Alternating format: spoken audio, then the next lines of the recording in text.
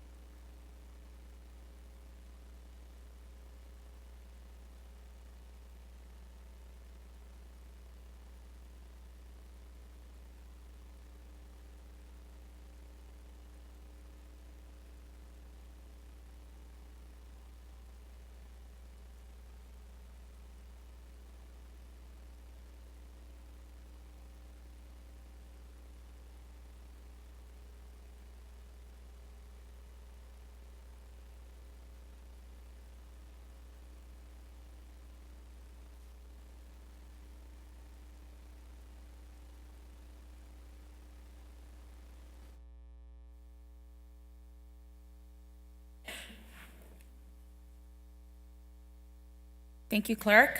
Good afternoon, everyone. Chair Mesco is not able to be here today, so I will be chairing today's meeting, and I hereby call the Santa Ana City Council special meeting to order. This meeting is taking place with in-person attendance and by teleconference via Zoom. The public may access the meeting via the Santa Ana YouTube channel or the city's website. Please bear with us as the technology may disrupt the flow of the meeting. Madam Clerk, please conduct the roll call. Thank you, Mayor Pro Tem. Councilmember Becerra? Here. Councilmember Hernandez? Here. Councilmember Penaloza? Here. Councilmember Fan? Here. Councilmember Vasquez? Present. Mayor Pro Tem Lopez? Here. The record shows 6 members present and Mayor Mescua absent. Madam Clerk, before we proceed to the Pledge of Allegiance, please make an announcement. Thank you, yes. As this is a special meeting tonight, public comments are limited to only items that are listed on the agenda. For members of the public on Zoom or teleconference who would like to speak on agenda items only, to request to speak during public comments on those agenda items, you must dial *9 from your phone now, or click the button labeled raised hand from Zoom now in order to be in the speaker queue when we commence public comments. Thank you. The first item on the agenda is the Pledge of Allegiance. Councilmember Peñalosa, can you please do us the honor of leading us in the pledge? Yeah, thank you, Mayor Thank Pro you. Tem. If you could all please rise, put your right hand over your heart and face our flag and follow along. I pledge allegiance to our flag of the United States of America and to the republic for which it stands, one nation, under God, indivisible, with liberty and justice for all.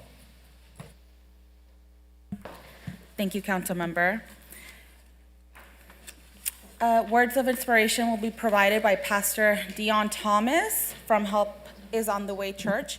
Pastor Thomas, please come to the podium.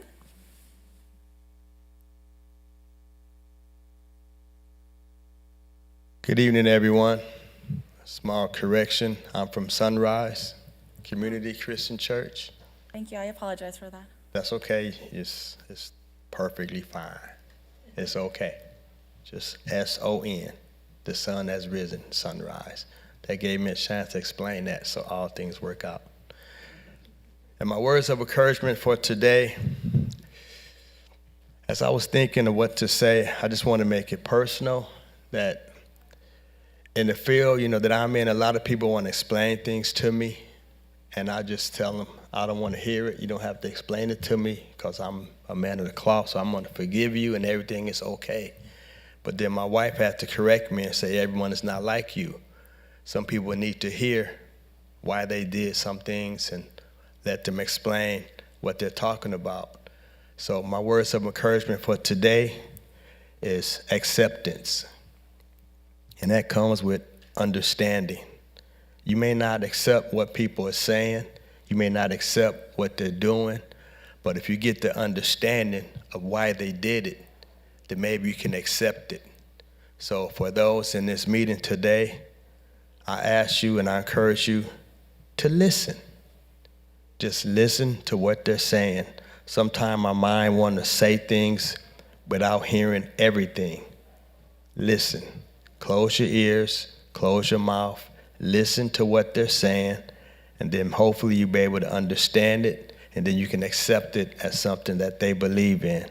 So my words of inspiration for today is acceptance. And can we kindly bow our heads and pray? Dear God in heaven, we just want to come to you today, dear Father. We come saying thank you.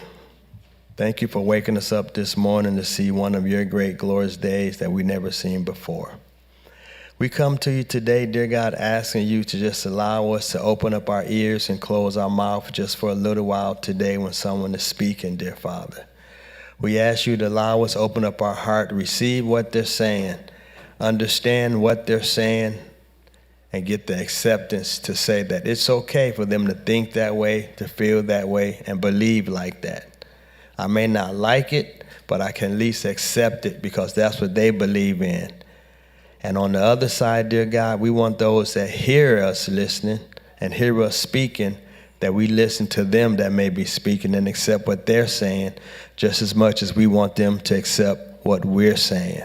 This is a twofold acceptance. I want you to accept me with what I'm saying, and I want to accept what you're saying. So today, dear God, that acceptance from one to another brings about unity. So I pray for unity in this place today, dear Father.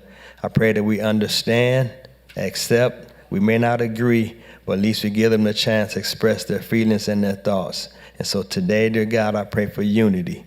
And we ask this and all things in your Son's name, who is our Lord and Savior, Jesus Christ. Amen. Thank you for allowing me to be here this afternoon. Thank you for your words of wisdom, Pastor. We appreciate it. Madam Clerk, are there any additions or deletions to the City Council agenda? Yes, Mayor Pro Tem, there's one. Under ceremonial presentations, the second one listed was certificates of recognition presented to the city's housing division team, and that item has been removed from tonight's agenda and postponed to a later date. Thank you for that. So we are going to move on to ceremonial presentations. The first one being led by Councilmember Peñalosa to the Orange County Hunger Alliance. So if you are here, please come on up.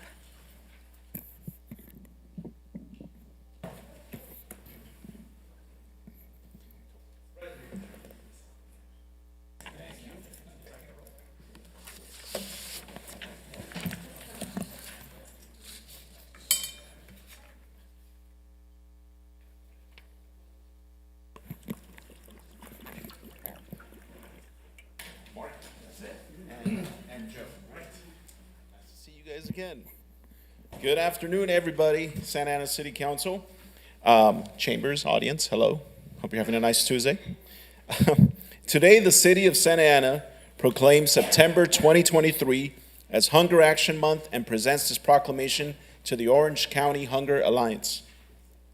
Hunger, poverty, food, and nutritional insecurity are issues of vital concern in California, where 20% of Californians face food insecurity on a daily basis, and 1 in every 7 children do not know where their next meal will come from. On average, more than 800,000 residents in Orange County rely on food provided by food banks each month. The coronavirus pandemic has had devastating health and economic impacts across the country, and hundreds of thousands of people still face continued hunger and food insecurities, along with the increasing cost of living this year.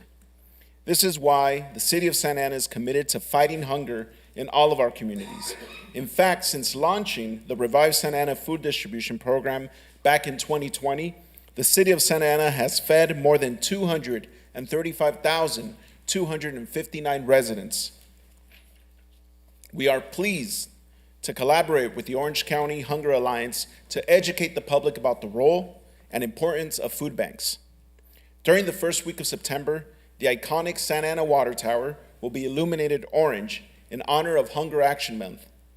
This being said, if you have an opportunity, please take a picture of our water tower and share it on social media and help raise awareness. Join the city of Santa Ana and the Orange County Hunger Alliance as we go orange for Hunger Action Month. So, Mark and Joe, this is for you guys, and please, it would be my honor to hand this over to you, and one of you, whoever chooses, say a few words.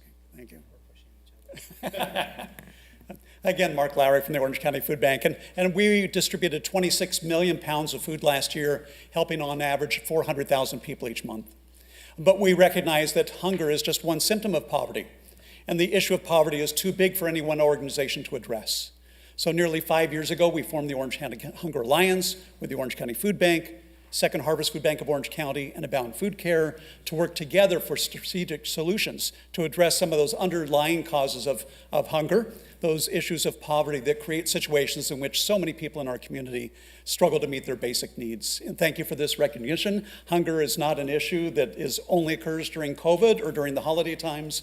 There are people every day who are struggling to meet their basic needs. Thank you. Thank you.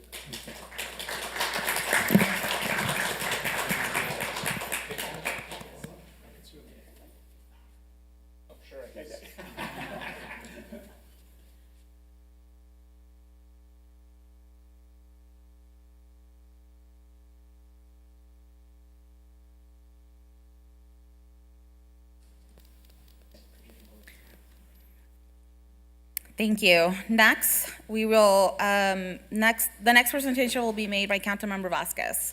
So if any members of Viet Rise are here, please come up to the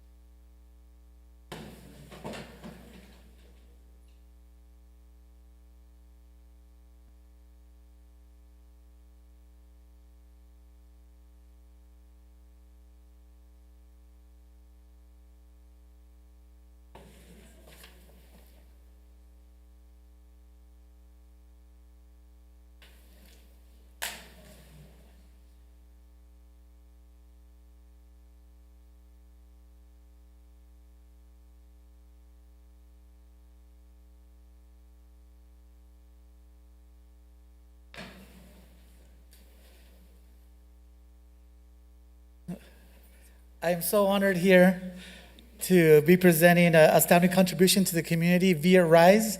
They stand for our community, all of our community, Vietnamese, Latino, Asian. It's everything. Any community that's in Santa Ana, they have stood and fought for a better life for all of Santa Ana, and I do appreciate the work that they've done. I'm so honored to be here. Via Rise advances social justice and builds power with working class Vietnamese and immigrant communities in Orange County. They build leadership and create systematic change through organizing, narrative change, cultural empowerment, and civic engagement. Some of their accomplishments from the past several years is collaborating with cities of Santa Ana and Westminster to develop new district maps, work with Tenants United Santa Ana to establish the rent board and rental registry in 2022. In 2021, they teamed up with Orange County Justice Fund and Harbor Institute to expand Santa Ana's deportation defense fund by $100,000. They also launched the Bring Home Human Rights home campaign with a National Day Labor organizing network and built relationships between OC's Mexican, Vietnamese, and Central American communities through art, music, shared struggles, and community exchanges. We want to thank Via Rise for coming today in support of the HOME Act so we can have a resolution to Santa Ana supports immigrants across the state as well. Thank you, Via Rise, for your dedication and all your work and support to Santa Ana. Thank you. Do you want to?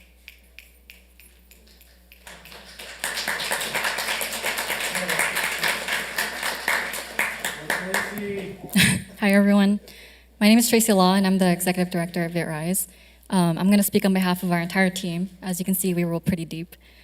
So firstly, thank you so much, Councilmember Vasquez, for this warm recognition of VitRise and the work that we do. This is a very special occasion for us because this year is actually the 5th anniversary of our organization, and we're proud to celebrate this alongside our community.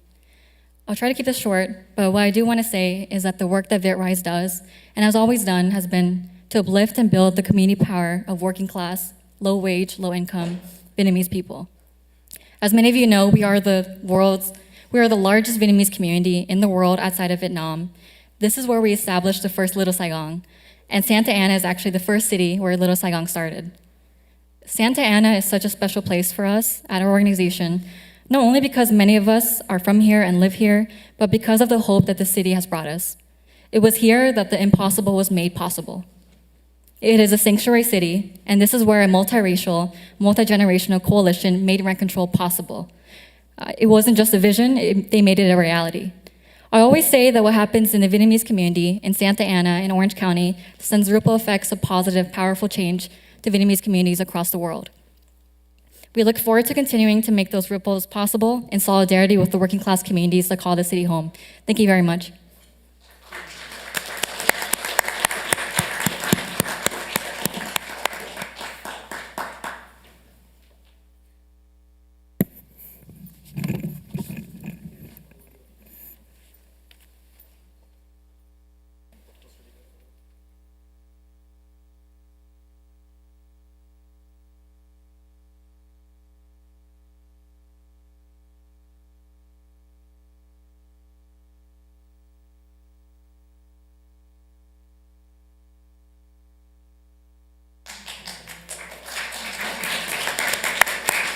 Congratulations.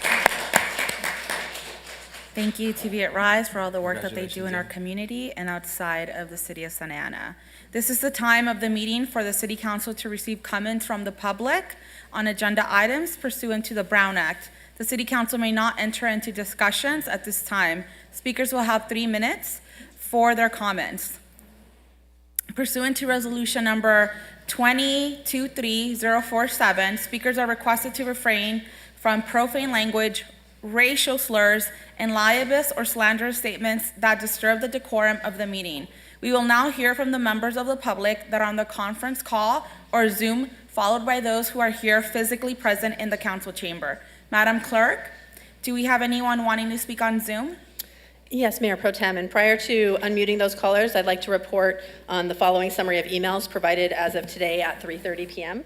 We did receive a total of 36 electronic comments, 8 regarding agenda item number 14, 1 regarding agenda item 18, and 27 regarding agenda item number 21. Caller on Zoom, Tanya Zerzinski, please unmute and make your comments.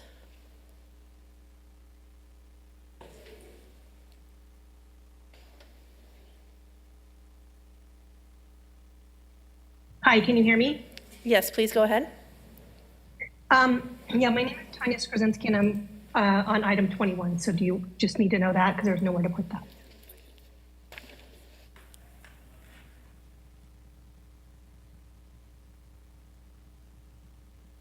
Hello? Ma'am, please proceed I with your wanted- comments. For item 21, do I speak now or wait till that item comes up? No, this is the only public comment period of the entire meeting.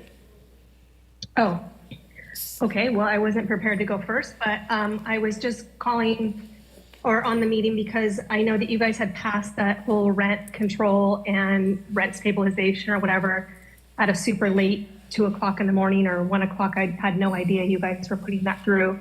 And now I understand that you guys are wanting to change it so that you guys have basically full control to make any changes so that that rent control can never, first of all, I don't understand how we voted on something as citizens and then it didn't pass, but you guys were able to pass it at a ridiculously late hour in the morning and have that passed. And so for me, we have rental properties. We're very fair to our tenants. We have had people that have medical conditions that we have helped them through those times by reducing their rent so that they could stay in their places and not have to move and relocate. So we've done all of these things, but I think it's completely unethical for you guys to take all of our leasing information and all of these items that you guys need for the rent stabilization that you're requiring. I don't know if it's legal and if we're even violating our tenants' privacies by giving you and providing you with all of their lease agreements and all of these things. Like no other city that I know of does this, and I'm not completely familiar with the whole 48 pages that I'm supposed to read and understand without getting an attorney involved to really understand what this policy says. But I just wanted to voice my opinion that I don't think that it's something that is right or ethical in the way that you guys are going about this and doing it on your own terms without going through the ballot and having people vote on it. It's not, the rent control doesn't help people. I don't know what you guys are trying to accomplish. I tried to speak to both Jesse and Fan, and they have their own agendas, and they don't seem to support any of the people that own properties that are trying to help people live in a single family residence at a very reasonable, have a home instead of having an apartment or some high priced Irvine company that's going to continually raise the rent. We are very fair to our tenants, and this new thing doesn't help us whatsoever, and also has us considering whether we should keep any properties in Santa Ana. That's all I want to say.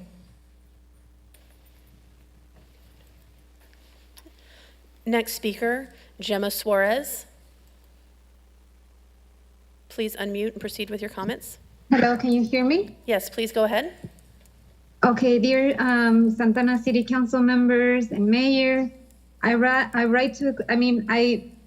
here to express my support for item 21 to approve a supermajority for future amendments to the Santana Rent Stabilization and Just Cause Ordinance.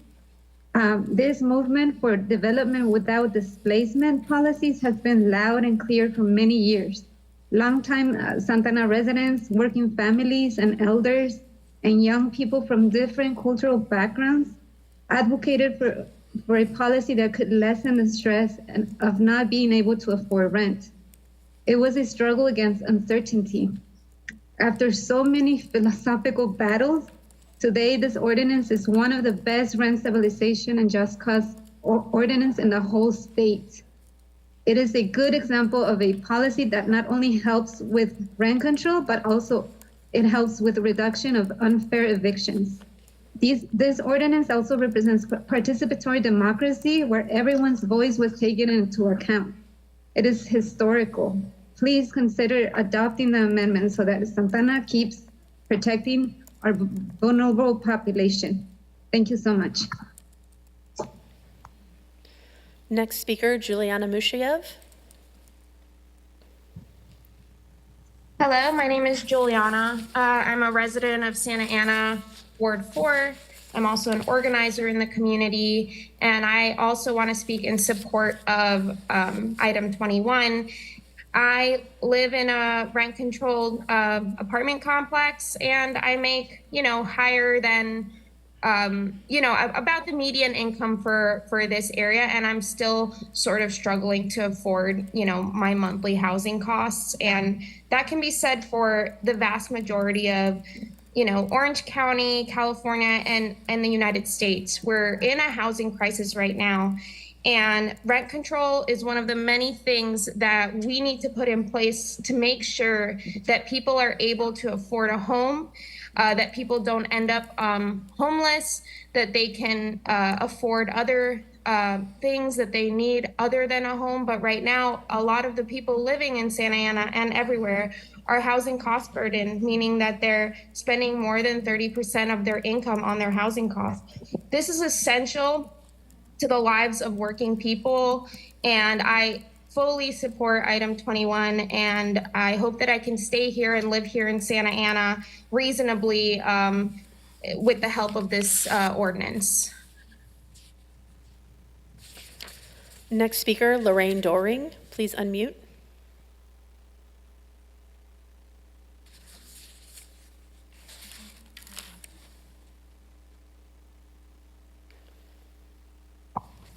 Ms. Doring?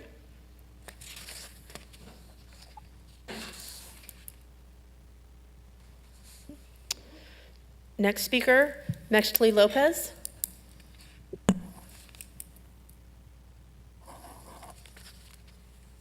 Mextli Lopez? Hello? Yes. Hello. Okay. Hello, members of the council. My name is Meshli Lopez, and I'm a resident of Ward 5 and a volunteer with Tenants United. To address the comment that was made before me, the reason that rent control was passed after a meeting that went until 3 a.m. was because of the expansive community engagement and civic participation that took place that night. I actually recently went back and reviewed that meeting recording after Mayor Amezcua made similar comments. And I listened the whole way through to the recording and tallied up how many speakers participated that night. And it was more than 100. It's worrisome to me that members of the public and even council members and the mayor herself have tried to problematize the vote that happened that night based on the time when the meeting finished. Because it ending so late is a direct result of receiving an unprecedented amount of public comments. And that is a good thing. Civic engagement and civic participation are good things. To say you don't want meetings to go that late means to say you don't want people to come and offer their public comments. And the only reason why anyone would discourage civic engagement is if their minds were already made up before every meeting and they are voting based on their allegiances to private interest groups who fund their campaigns. I also want to express my support for item number 21. And I want to note that it's really interesting that at the beginning of this meeting, September was declared Hunger Action Month. And I want to invite Councilmember Peñalosa and Mayor Amezcua to consider what causes hunger in the first place. And it's the stagnant wages that people are facing. Working class families and families living on a fixed income can't afford their food. They can't afford basic needs like housing. And that's why we need a policy like rent control to keep people housed at the same time that they're already struggling to pay for other basic needs. And I want them to consider that instead of making empty platitude proclamations that don't actually do anything to stop hunger and people struggling to stay housed. Thank you. That's my full comment. Thank you. Lorraine Doring? Yes. Yes, please proceed with your comment. Yes, my name is actually Sue Lofton. I'm on a different Zoom platform. I'm on behalf of Kingsley Management Corporation. But I went to the public record incorporated into the Lofton correspondence dated August 28th, 2023, is hereby incorporated into this oral record, including Form 700s filed since 2020.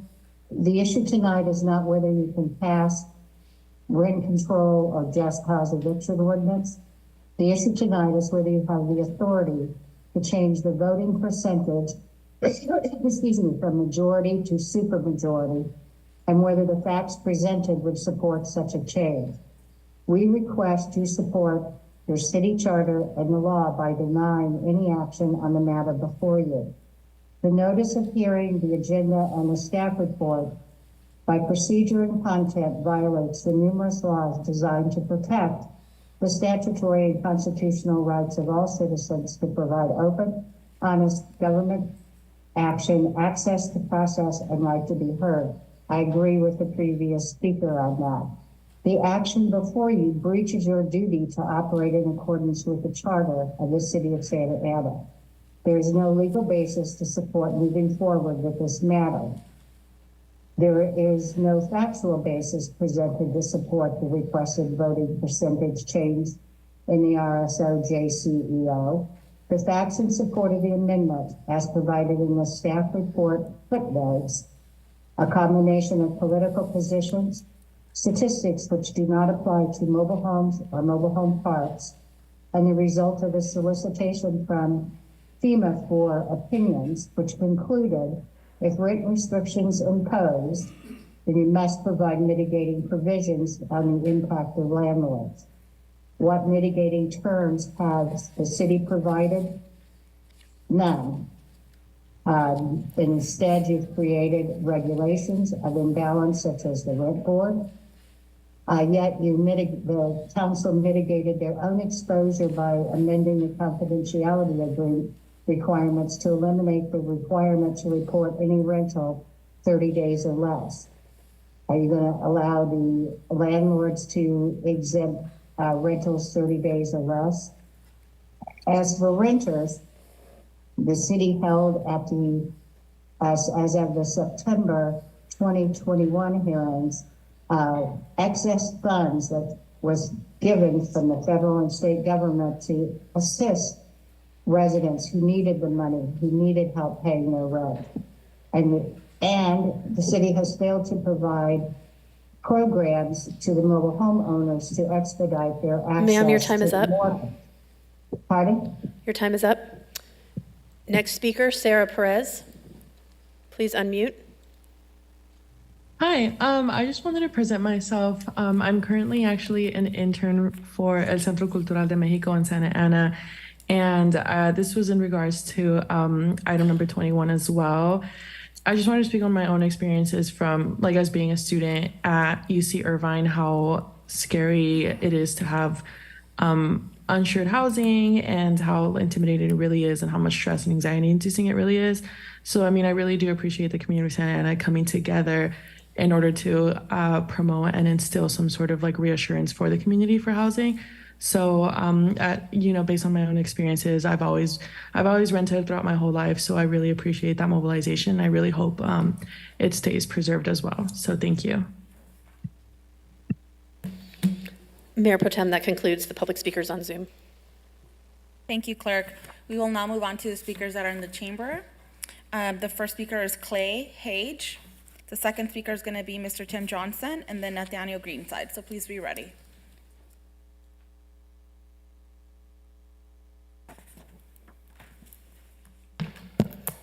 Good evening, Madam Mayor Pro Tem and members of the council. My name is Clay Haig.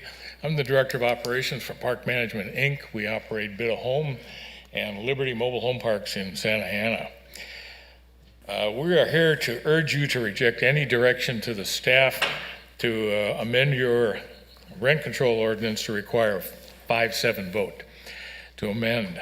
You may have received a letter from one of the industry attorneys with a detailed set, no less than 9 reasons why asking staff to do this is an illegal act. So we're asking you, don't go down that road. Nobody should encourage a public body to thumb its nose at state law. Ignoring constitutional principles is a dangerous act when city councils then become lawless. Why provoke a constitutional battle when you really don't have to? Why ask your staff to draft something that may be in violation of state law? Is that the kind of reputation you want for the city of Santa Ana? Constitutional lines really should not be crossed. You know, it's not like taking 16 items to a 15 or less item line to buy something. This is a very serious line that should not be crossed. There are unintended consequences for cities that may want to violate state law. And this isn't about rent control anymore. This is about public policy. This is about a policy that you want to pursue that may be in violation of the law. Is that what you want to present to the citizens of Santa Ana? We want you to think about it. We're just asking you, don't put the city at risk. Thank you. Thank you. Tim Johnson.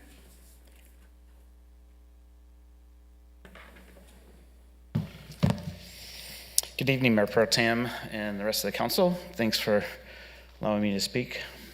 I'm assuming everyone's received my diatribe emails of probably no less than 4 pages of non-attorney type speak, but just from a regular citizen resident of Ward 3, who was the happy recipient of the city's love letter saying, hey, you own at least 1 rental unit in the city. That's a quote.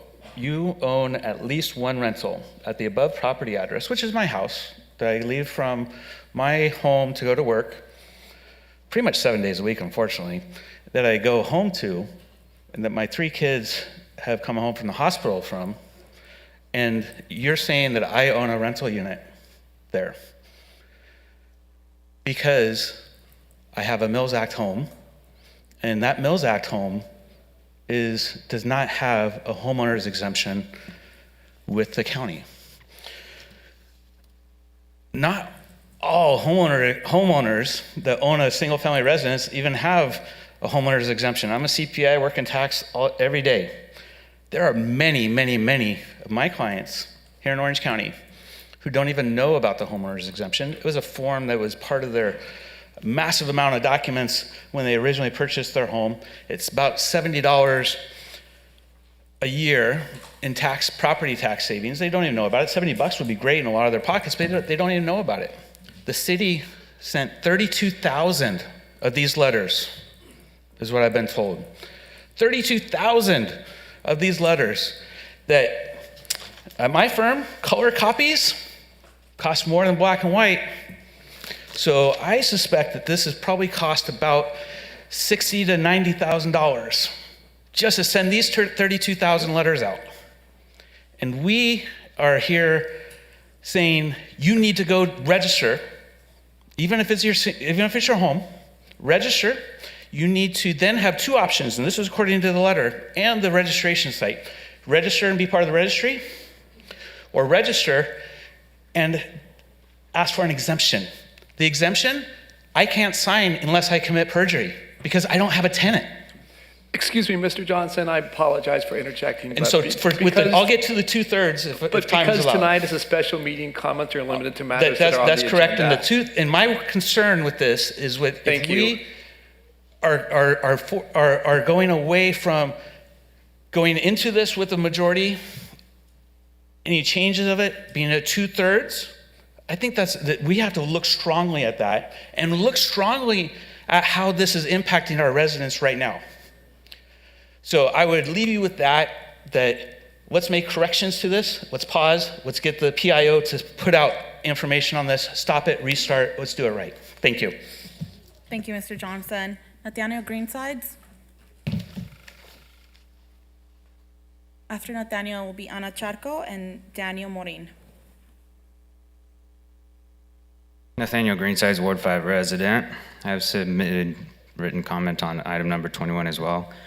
Got a chance to read through some of the legal arguments presented by the opponents of the renter protections we have here in the city, and I'll address a few points. The first, that it's absolutely a flat-out incorrect claim and absolutely abhorrent, in my opinion, to continually maintain that the ordinance were drafted secretly without input from the public. To quite the contrary. The reason that City Council was voting on the matter late into the early morning was due to the hundreds of residents who came to voice their support of strong local tenant protections. It is shameful that the opponents, who mind you, who have known about tenants being rent burdened for a long time and did nothing in all that time to ensure that bad actors in their own industry were held accountable, it is abhorrent that those people and the people to whom they pay campaign funds continue to spew that lie that our strong local protections were enacted secretly or without public input. The item tonight is not about the validity of the strong local protections, though. It is a discussion to amend the ordinances to ensure that future city councils cannot undo the strong local protections hard fought and hard won by the efforts of community members and residents here in our city. I find it shameful that landlords against the ordinance altogether are paying a pretty penny to shoddy landlords with strange legal reasoning instead of putting that money towards the communities they reap profit from. Additionally, the claim that it is illegal to require a supermajority to repeal an ordinance, whereas it is legal to require a supermajority to amend an ordinance, to me, displays quite a legal loophole if in fact it's true. If in fact a supermajority cannot be required to repeal an ordinance, then any city council who desires to amend an ordinance which would otherwise require a supermajority for amendment could easily sidestep such a requirement by first repealing the ordinance via simple majority and then successively enacting a new ordinance with the amendments via simple majority. I'll end with this. Rent stabilization and just cause evictions is not a silver bullet, and those who work in the community with renters and have witnessed the atrocities committed by landlords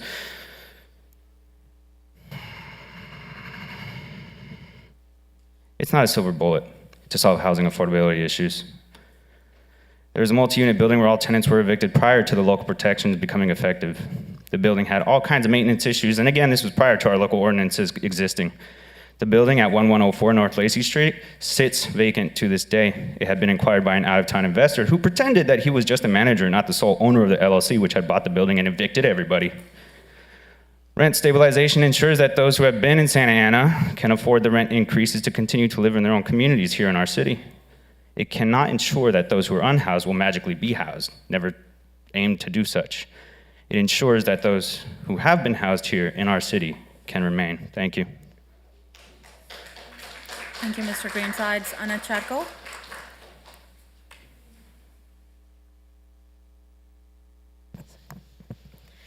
Good evening, City Council members. My name is Ana Charco, and I'm here on behalf of Latino Health Access, an organization deeply committed to enhancing health, equity, and the well-being of our community here in Santa Ana. Today, I'm here to express Latino Health Access support for the critical proposal made to agenda item number 21. The RSO and the JCEO aim to provide long-term stability and predictability for tenants. Frequent changes or amendments can disrupt this stability. Requiring a supermajority votes ensures that any modifications are thoroughly considered and less vulnerable to individuals and short-sighted political interests. In addition, implementing a supermajority requirement adds an extra layer of protection to tenants against potential weakening or diluting of tenants' rights, guaranteeing that any changes made are genuinely in the best interest of our residents and made with the utmost care and attention to potential impacts. We believe that requiring a supermajority approval for certain future amendments to these ordinances is not only unnecessary but also imperative. Access to stable, affordable, and dignified ordinance is not only necessary, is a fundamental human right and a core social driver of health. Excessive research has consistently demonstrated that the profound impact of housing on our overall well-being. Evidence suggests that approximately 80% of our health outcomes are influenced by social conditions, with housing being a pivotal factor. In light of this overwhelming evidence pointing to the critical role of housing in public health, we urge you to prioritize the long-term well-being of our community by supporting this important proposal. It is our duty to ensure that everyone has access to safe, affordable, and stable housing, and this measure is a significant step to that direction. Thank you so much for your time and consideration. Thank you. Daniel Marin?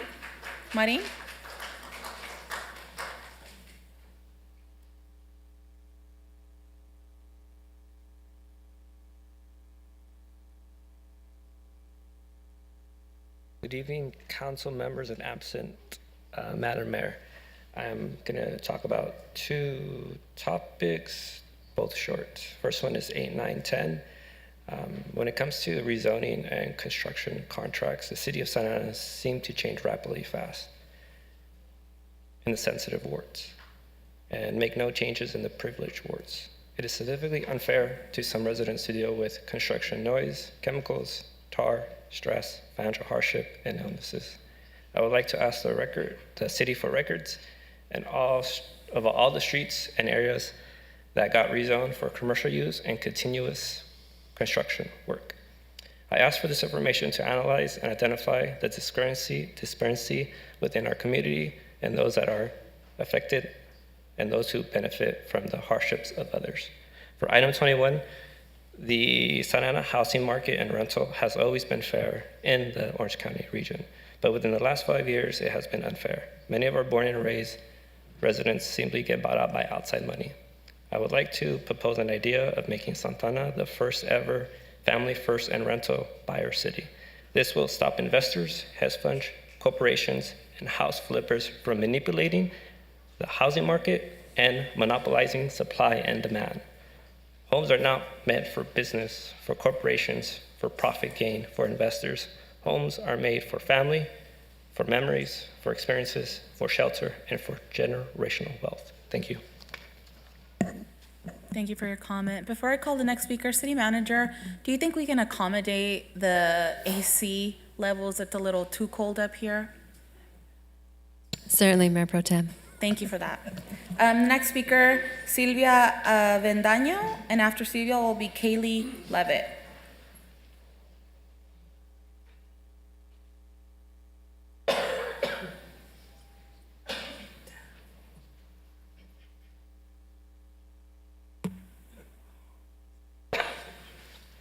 Buenas noches, concejales.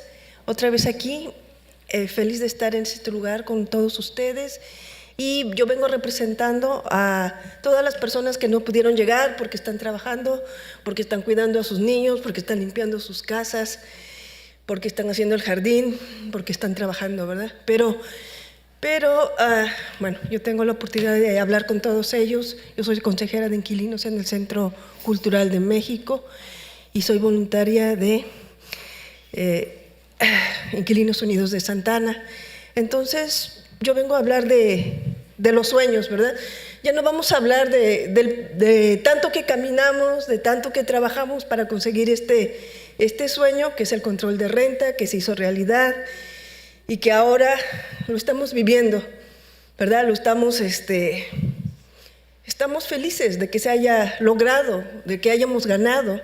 Entonces yo les pido que consideren, ¿verdad? Todo lo que se ha trabajado, que todo lo que se ha luchado para llegar a este control de renta, esta estabilización, por la causa justa, porque yo como consejera de inquilinos estoy oyendo todavía, me llegan noticias de desalojos, de cosas injustas, de arbitrariedades, y me preguntan, ¿qué pasó con el control de renta? ¿Qué pasó con la causa justa? Pues estamos trabajando y yo espero que ustedes reconsideren todo esto. Y también pues la alegría de vivir y de trabajar todos juntos por Santa Ana, por arreglar todos los problemas y las angustias de la vivienda. Y yo también estoy a favor de que se respete esto y que se pasen pues la estabilización de la renta y la causa justa. Disculpen que hable así, soy asmática y entonces me cuesta un poco de trabajo. Muchas gracias. Gracias. Kaylee is next, and then Tracy Law, and after Tracy will be Celine Nguyen. Good evening, members of the City Council. I'm happy to be here again. I'm happy to be here with you. I'm representing people who cannot be here because they are working, they are taking care of their kids, they are cleaning their houses, they are doing their yard work, and etc. They're working. I'm here representing them. I am a tenant advisor or counselor, tenant counselor with tenant volunteer with Tenant United Santa Ana, and I'm here to talk about the dreams, not just the dreams, but because of all the work, we're not going to talk of all the walking that we did to have this ordinance that passed, that is rent control, is a reality now. We are living it, we're enjoying it, we're happy that it passed, we're happy that we won, and I'm here to ask you to consider helping us with keeping up with this fight with rent control and just cause eviction, rent stabilization. And I still hear as a tenant counselor, still hear about the evictions and abuses taking place, and people come and ask me, what happened to rent control? What happened to just cause evictions? And we're working on that. That's why we're here, and I'm happy that we can work together for Santa Ana to fix the housing issues in Santa Ana, and I'm here for asking you to help us pass this so that we can keep enjoying this. Thank you. Thank you. Kaylee?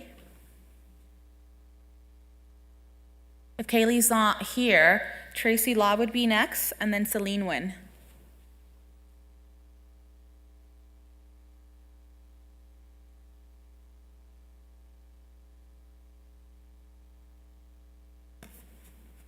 And after Celine, it would be Lisa Nguyen.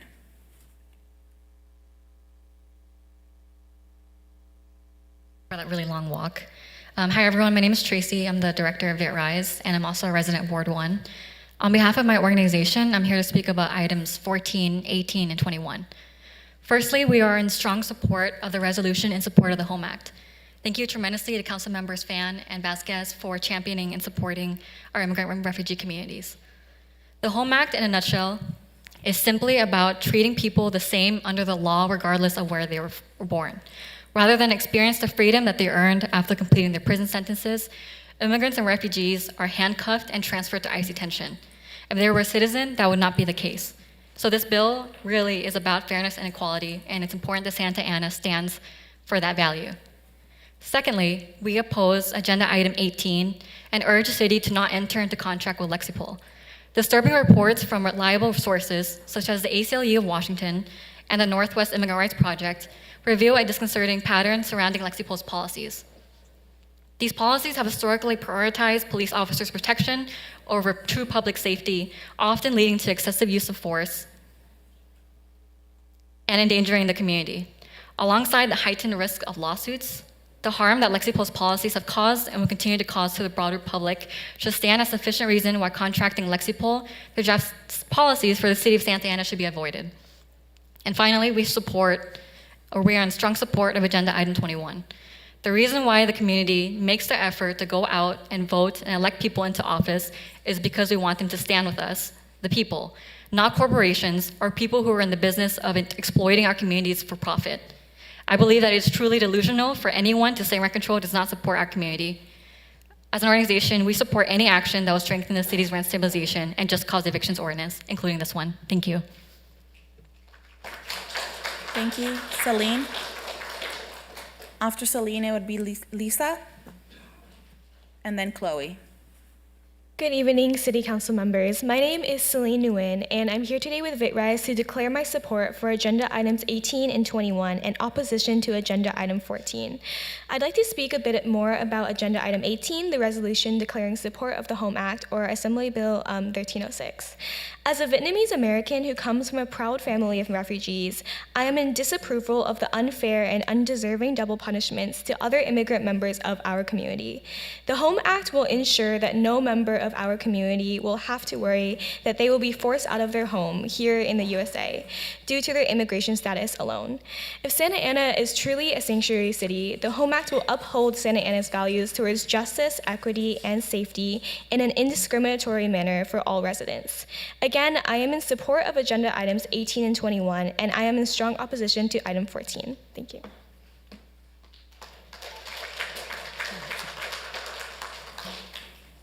Thank you.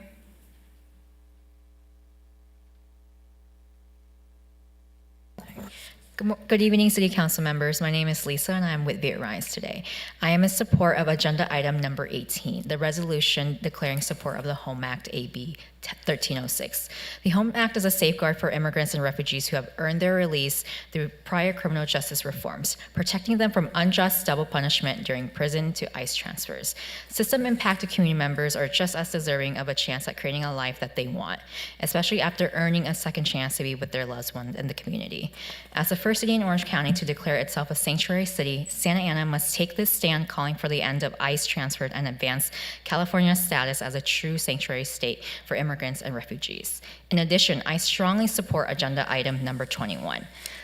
In a city where renters are the majority, these ordinances have provided relief for tenants who have struggled to afford to stay in their own homes.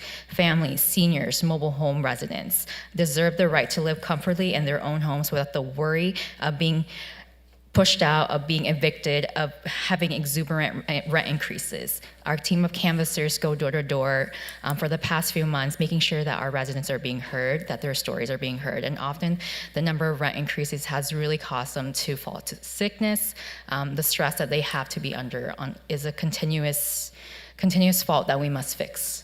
Lastly, I would like to express my opposition to agenda number 14. The militarization of the police force is not needed in the city and would go against the purpose of building a public safety law here. Reports from the ACLU of Washington and the Northwest Immigrant Rights Project highlight Lexipol's concerning history of crafting policies that barely meet legal standards. Their policies prioritize shooting police officers and limiting their liability over public safety.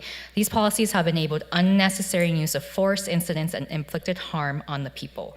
Beyond the increased lawsuit risk, the harm caused by Lexipol's policy should deter the city of Santa Ana from contracting with them. Again, I support agenda items number 18 and 21, and I oppose agenda item number 14. Thank you for your time.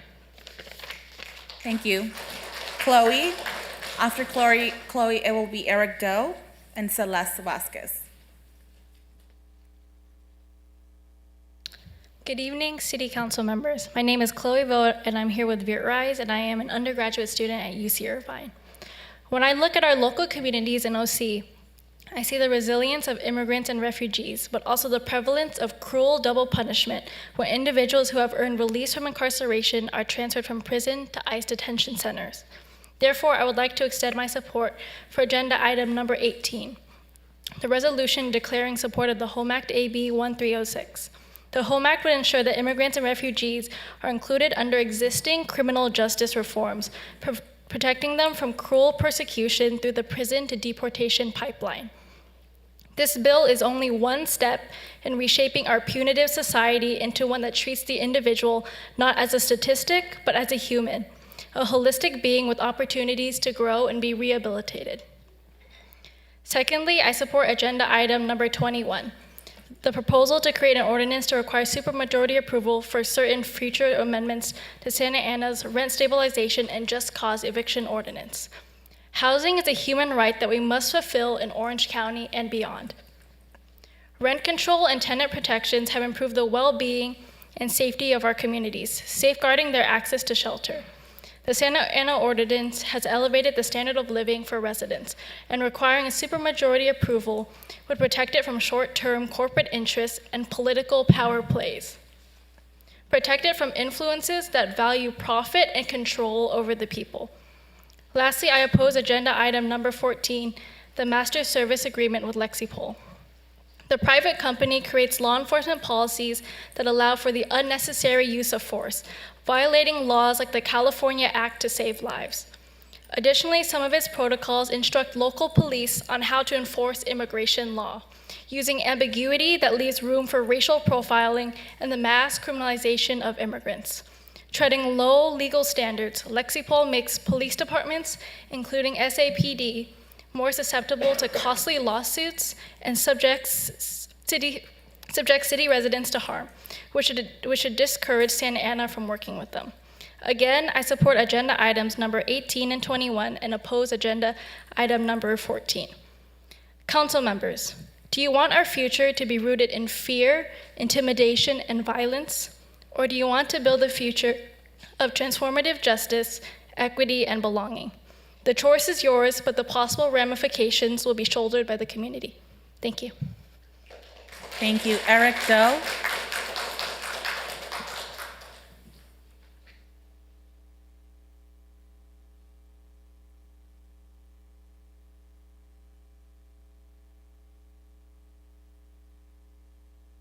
Good evening, council members. My name is Eric Doe. I am a resident of Westminster and with VidRise and a board member of Orange County Mobile Home Residents Coalition. I am here today to strongly support items 18, Home Act, and item 21, supermajority approval for future amendments to Santa Ana rent stabilization and just cause eviction ordinance. The Home Act is about keeping families together. Disbanded families lead to social and economic issues that can be a burden to the city. Loss of family structure can be especially hard on the children, causing them to lose focus on their education and seek the family structure elsewhere. These families come from many different backgrounds, but share one common thread.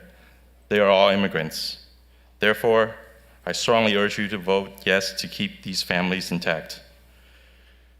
Regarding the amendment to the rent stabilization ordinance, immigrant families also represent over 40% of renters in Santa Ana, and over 50% of the population are renters. These renters need a better safeguard against any changes that are to be made with the ordinance that is keeping them housed. A supermajority approval is needed if any changes are to be made to an ordinance that protects tens of thousands of renters in the city against predatory and corporate landlords in a time when cost of living is sky high and families are struggling to make ends meet. Again, I strongly urge you to give these families peace of mind. Lastly, for agenda item 14, please do not subject these families and children to endless circle of violence. I strongly oppose the privatization of training our police force with policies that can be detrimental to the city. Thank you. Thank you. Celeste Vasquez. After Celeste, it will be Tu Hong and Indigo Vu.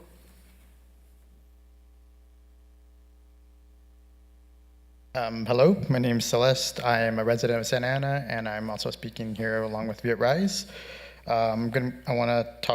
I'm talking in support of items 14 and 21, and also opposed to item 18 and 21, and opposed to item 14. Regarding item 18, the Home Act, I want to strong support for the act. Immigrants and refugees who have been incarcerated and released through past criminal reforms, they shouldn't be punished again by being sent to ICE detention and potentially deported. So this bill would actually help keep the people who have already served their sentence here and safe with their family and allow them to actually live their lives without fear of deportation. I also want to show strong support for item 21. This is something the community has already shown support for, so we just require a supermajority protects those renters, and as others have said, that is like the majority population in Santa Ana. I'm one of them, and this just protects them from unfair rent increases and evictions. And lastly, I would like to show strong opposition to item 14. Thank you.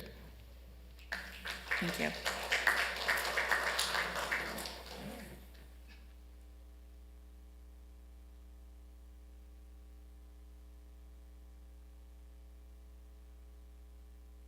Good evening, council member. My name is Tu Hong, resident of Garden Grove, and I just want to show my support for the Home Act. It's just create an avenue for many deserving individuals to remain in the only home they ever known. Secondly, I support the rent stabilization as it creates an opportunity for those to afford a place called home. And I object Lexipol because I want to be safe in my home. Thank you for your time. Thank you. Indigo Vu. After Indigo, it will be Tuat May.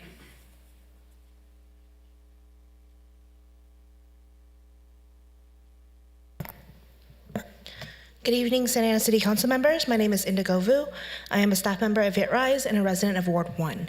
I'm speaking today in strong support of agenda items 18 and 21 and in opposition of agenda item 14. First, I urge you all to vote yes on the resolution in support of the Home Act, which ensures equal treatment of citizens and non-citizens who are found eligible for release and who received their convictions as youth, elderly, and medical parole releases. Santa Ana was the first city in Orange County to declare itself a sanctuary city, the first to establish a deportation defense fund for its undocumented residents, and continues to be a leader in the county in support of immigrant rights. The city is over 40% immigrant and has over 100,000 undocumented residents. It is common sense to vote yes in support of an act that would further protect immigrant rights and communities. Next, I urge you all to vote yes on agenda item 21 to require a supermajority vote for future amendments to the rent stabilization and just cause evictions ordinance. For far too long, residents in this city lived in fear and anxiety around housing affordability. In the years since the passage of the ordinance, there has been a collective breath of relief for renters in a city that they could instead worry less about their rent and be able to afford healthcare, medications, and food. This change in the ordinance would protect the ordinance as it is and continue the relief for residents for years to come. Finally, I urge you to vote no on the contract with Lexipol, which has a history of writing and implementing policies that lead to the use of excessive force against residents. The ACLU sent a letter to Lexipol in 2017 stating that the policies they created can lead to racial profiling and harassment of immigrants. If we are concerned about crime, we should instead spend our city dollars on supportive resources and preventative measures rather than investing in violence. Again, please vote no on agenda item 14. Again, I support agenda items 18 and 21 and oppose agenda item 14. Thank you. Thank you, Tuat. Then Vincent Tran and Do Tran.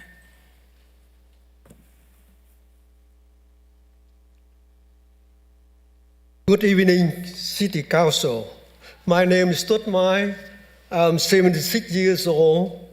I have been living in Santa Ana for 21 years, and I am a mobile home resident in Ward 1 for 14 years. I would like to express my strong support for agenda item 21. The proposal to create an ordinance to require supermajority approval for future amendments to Santa resident rent stabilization. As a renter, the rent control law has helped me and provide my family the protection to allow us to continue living in Santa Ana. I want to ensure that rent control is protected for the future so that others in Santa Ana may live happily without fear of losing their homes and being separated from their community. Please support us by support agenda item 21. I would like to thank the Santa Ana City Council for the good job well done on the rent control last time. You are truly working for the people. Since then, we live happily, and I can see our neighbors live happily. And also, I'm proud of you whenever time when I went to see my friend at all the cities. Thank you.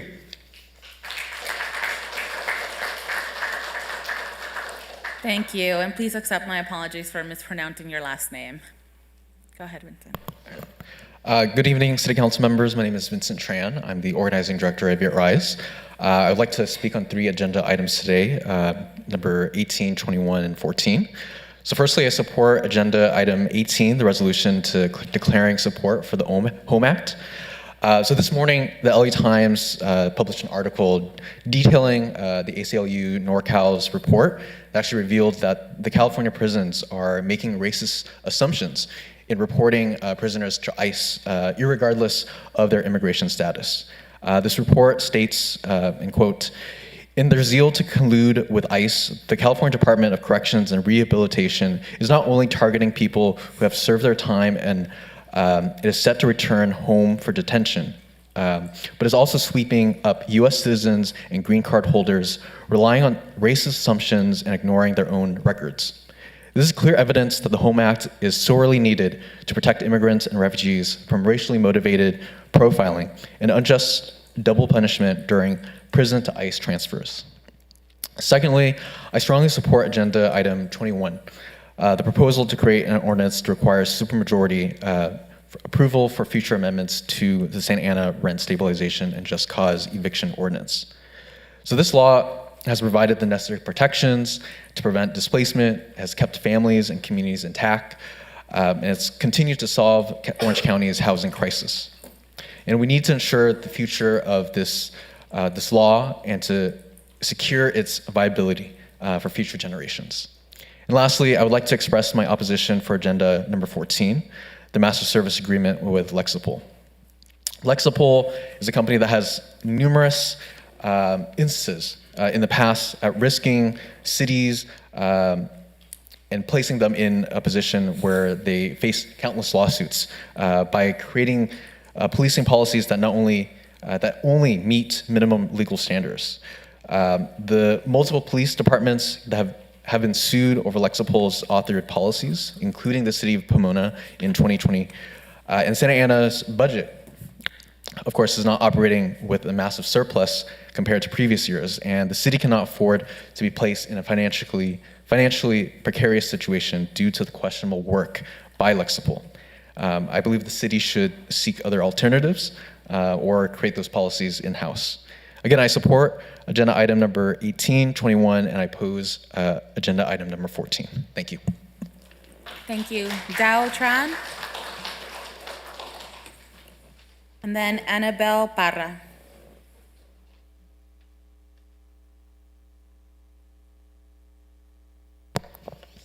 Good evening, City Council.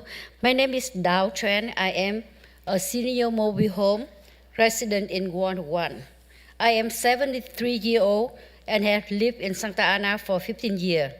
I would like to express my strong support for agenda item 21. We live in senior mobile homes, so most of us only have SSI or SSA, so our finances are very limited. Most of us monthly benefits are less or equal with our monthly rental. I want to ensure that rent control is protected for the future so that people live in Santa Ana may live without fear or losing their home and will become homeless. Please support us by supporting agenda item 21. Thank you very much and God bless you all. Thank you, Annabelle. After Annabelle, it's going to be Carlos Perea and Teodora Méndez. Si se pueden formar, por favor.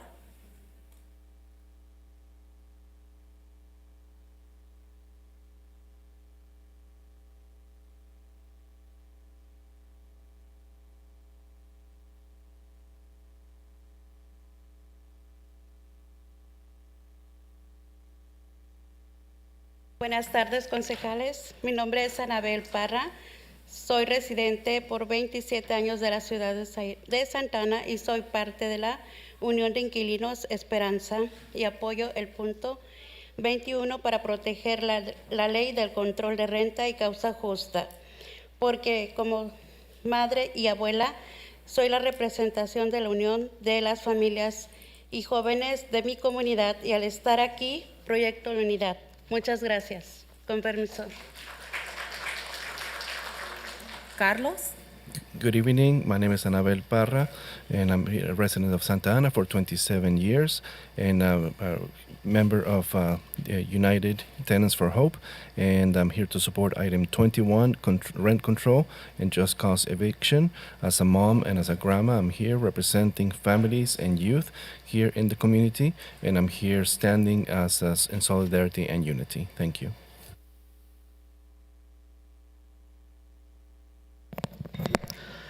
Good evening, Santa Ana City Council. My name is Carlos Perea, resident of Ward 1, and also the Executive Director for the Harbor Institute for Immigrant and Economic Justice.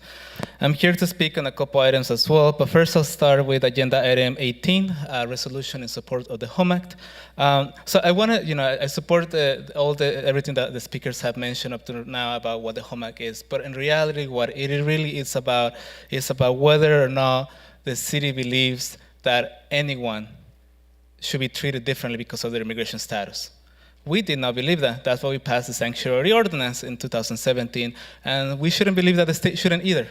This is not about just the crimes or the things that people committed. It's the fundamental right to not be discriminated.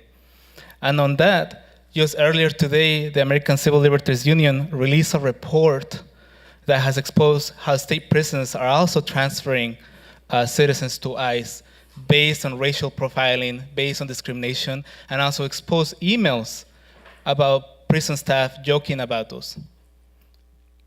I also want to remind the Santa Ana City Council that last year it voted unanimously to support the Vision Act, which was a bill similar to the HOME Act, but that it was more expansive and also included county jails, which Councilmember Peñalosa, Councilmember Becerra, you supported. Because I believe that hopefully you also believe in the principle that no one should be treated differently. So hoping that you support this item today.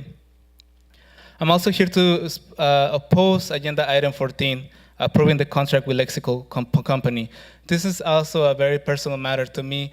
Lexipol was a company that a lot of us raised concerns about after we implemented the city sanctuary policy because of its faulty trainings. Now, the city has made great progress on police reforms and police oversight. We have now a police oversight commission. So we should have the police oversight commission look into this type of trainings, look into what the city police department needs to be properly equipped, but not be trained by a company that has been the responsible entity for cities getting sued for having very bad trainings. An example, a city in Washington State in 2018 got sued after its police department transferred a person to ICE after a traffic accident. And that police officer was misinformed and mistrained by Lexipol. Do we want to open ourselves to that type of liability? That's why we implemented police oversight, to ensure that we're not paying millions of dollars in lawsuits for things like that. So I hope you also oppose this contract and defer this item to the Police Oversight Commission, which will be the most appropriate thing to do. And lastly, I'm here in supporting on agenda item 21. I believe we need to strengthen our rent control, rent stabilization ordinance. Thank you. Thank you. Teodora. Y después Araceli Robles. Buenas noches. Mi nombre es Teodora Méndez y vivo en el Distrito 6. Estoy aquí para expresar mi fuerte apoyo para el punto número 21 en la agenda, que busca enmendar la ordenanza de estabilización de renta y la ordenanza de desalojo por causa justa de la ciudad, para requerir una aprobación por mayoría calificada para ciertas enmiendas futuras. Este cambio es fundamental para proteger los derechos de los inquilinos en nuestra ciudad, garantizar la estabilidad de la vivienda en nuestra comunidad y proteger a los residentes de desalojos injustos. Les invito a que avancen con el punto número 21 y tomen medidas para fortalecer protecciones para los inquilinos. Muchas gracias. Sí. Y lo que tengo una sorpresa es esto. Lo que yo mandé es lo que yo pinté. Me dieron lapicero. A doña Araceli. Gracias. Good evening. My name is Teodora Mendez. I live in Ward 6, and I'm here to bring my strong support to item 21 on the agenda, the amendment for the rent control and just cause eviction ordinance, to have an approval of supermajority for any future changes. And this is fundamental to protect the rights of the tenants, and this to strengthen the housing programs and to not have unjust evictions. And I'm here to ask you to support item 21 on the agenda to protect our tenants. And the little girl said, I brought this and I sent this to you with the colors I just got. Buenas tardes, mi nombre es Araceli Robles y yo viví 22 años en la ciudad de Santana. Extraño Santana, espero volver a Santana. En el 2018, muchas compañeras de esta comunidad salimos a colectar firmas para poder pasar un control de renta. Y fue mucho trabajo, muchas horas de estar en el calor, en la noche, arriesgándonos, porque nosotros creemos que el tener un control de renta, no solamente estamos hablando de control de renta, estamos hablando de familia. Que una familia, por no tener un techo estable, los niños están en riesgos de ser removidos por los servicios sociales. Entonces, hay que pensar que si nosotros estamos pidiendo que se proteja esta ordenanza con una mayoría, no lo estamos diciendo porque estemos ustedes contra nosotros. Nosotros tenemos que fortalecer el trabajo de muchos años y de muchas personas que hemos estado en pie de lucha para proteger las viviendas. Y recuerden, cada punto que ponen en la agenda tiene nombre, tiene apellido, son hijos, son hermanos que están en las cárceles, que están siendo movidos a otros lugares. Nosotros necesitamos realmente vernos como un equipo. No somos ustedes contra nosotros, ni contra los desarrolladores, ni contra los dueños de vivienda. Nosotros necesitamos trabajar juntos para que la ciudad de Santana realmente trabaje como un equipo y sea un ejemplo a seguir, de que realmente estamos en la misma página. Y yo a veces me da tristeza y me preocupo porque a mí se me ha hecho tan difícil tener una conversación con el señor David Peñalosa, con Piel Becerra, que los hemos invitado a varios de nuestros grupos comunitarios. Realmente los invitamos a que nos conozcan, a trabajar juntos y protejamos nuestras viviendas. No solamente soy yo, somos todas las familias de Santana. Y yo anhelo regresar a Santana, porque Santana es mi corazón y es mi pasión. Y aquí nació lo más hermoso de mi vida, que es mi hija. Gracias.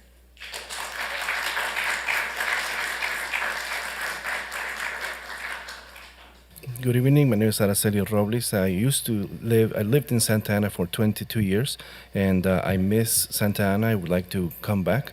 In 2018, we worked hard to gather signatures for the rent control ordinance. It was a hot time. It was night time. It was risky to be out there. But we did this not just for any rent control. It's not just rent control. This is for families. This is to support families because the kids, when they're not secure in their housing, they're at risk of being removed by social services. So we need to protect the rent control ordinance. And we worked very hard for years to strengthen the work that we've done for years to protect housing. And behind any items on the agenda, it's not just that, it's their names behind these things on the agenda. There's names and last names and sons and other relatives that are in jail. And we need to be a team. We need to work together. It's not us against you. It's not us against the developers or the landlords. We need to work together as a team to be an example, to be on the same page for Santa Ana. And it's hard for me when it's sad to me when it's hard for me to connect with Mr. Peñalosa or Mr. Becerra when we invite you to come to us, to get to know us as people, because this is about Santa Ana, this is about the families, and I would love to come back to Santa Ana because in Santa Ana, I love Santa Ana. Santa Ana is my passion, and something very beautiful was born in Santa Ana, which is my daughter. Thank you. Alexis Nava Teodoro. After Alexis, it'll be Christmas Naha.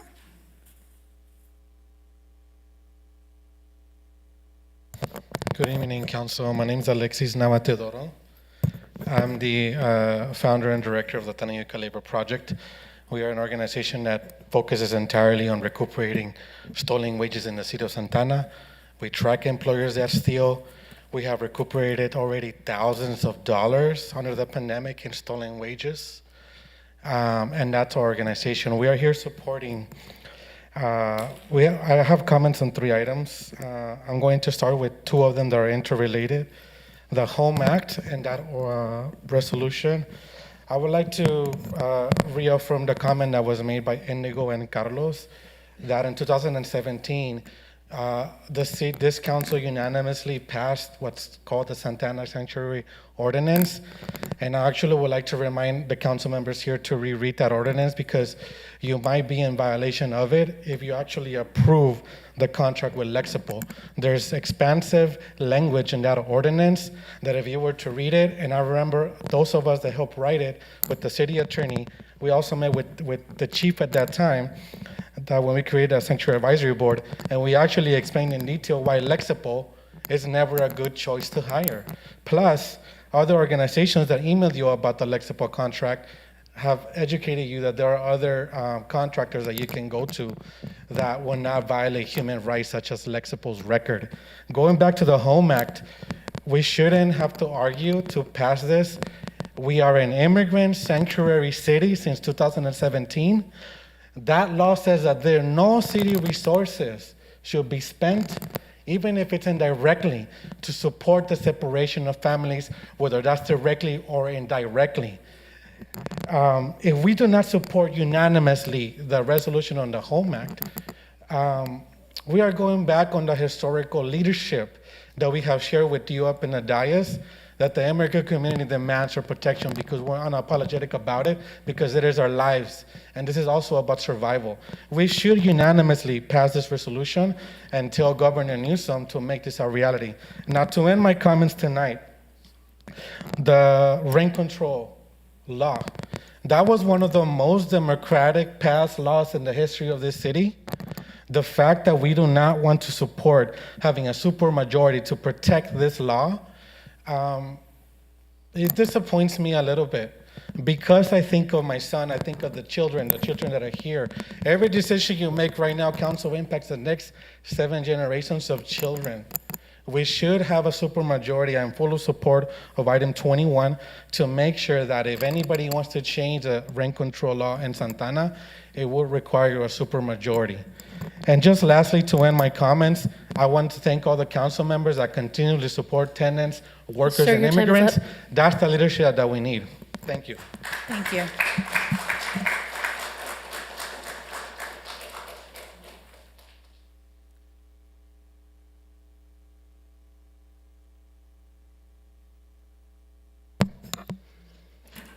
Hello, council members and Mayor Pro Temp. My name is Naja Christmas. I came independently today to speak on AB 1306, which I believe is item number 18 on the agenda.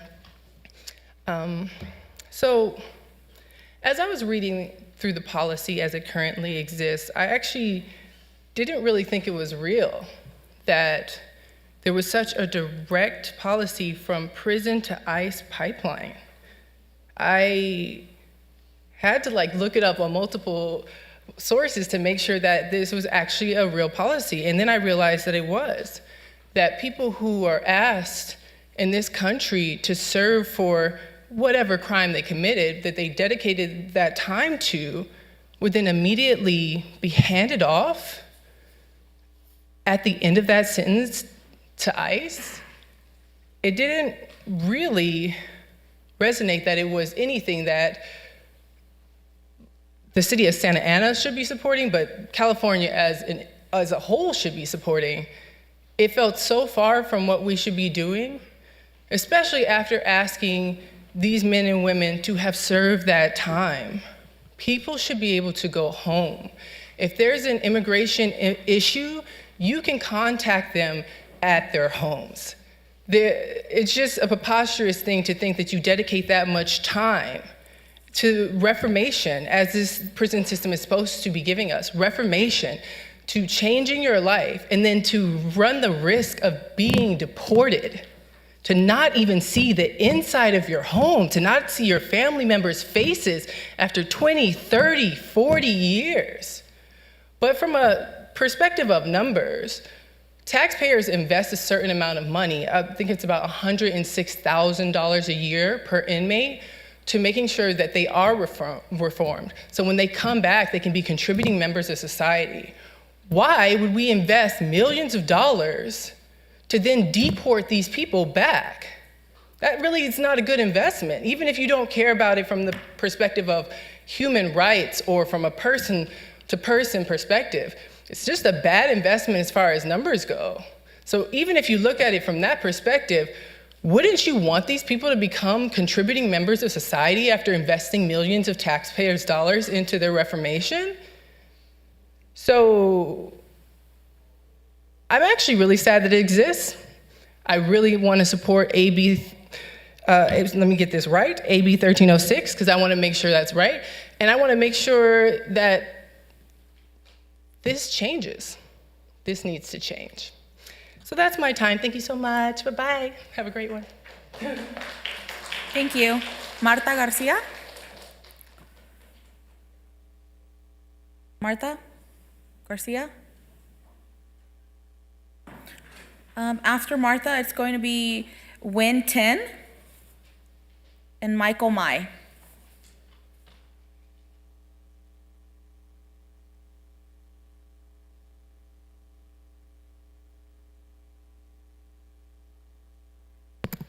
Buenas noches, concejales. Mi nombre es Marta García y mi código postal es el 92701. Tengo 20 años viviendo en la ciudad de Santana y solamente quería expresar mi fuerte apoyo para el punto 21 en la agenda que busca enmendar la ordenanza de estabilización de rentas. Concejales, solamente yo les vengo a pedir que apoyen realmente este punto 21 y que recuerden que la comunidad los puso aquí en sus sillas para que trabajaran con ellos, no para que trabajaran en contra de ellos. Entonces solamente les pido que trabajen y nos apoyen. Gracias.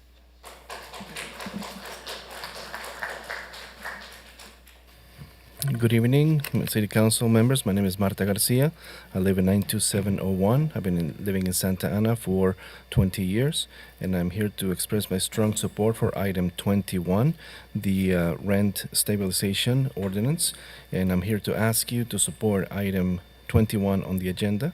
The community put you there in those chairs, so we are here to work with you, not against you. So I'm asking you to support us and work with us. Thank you.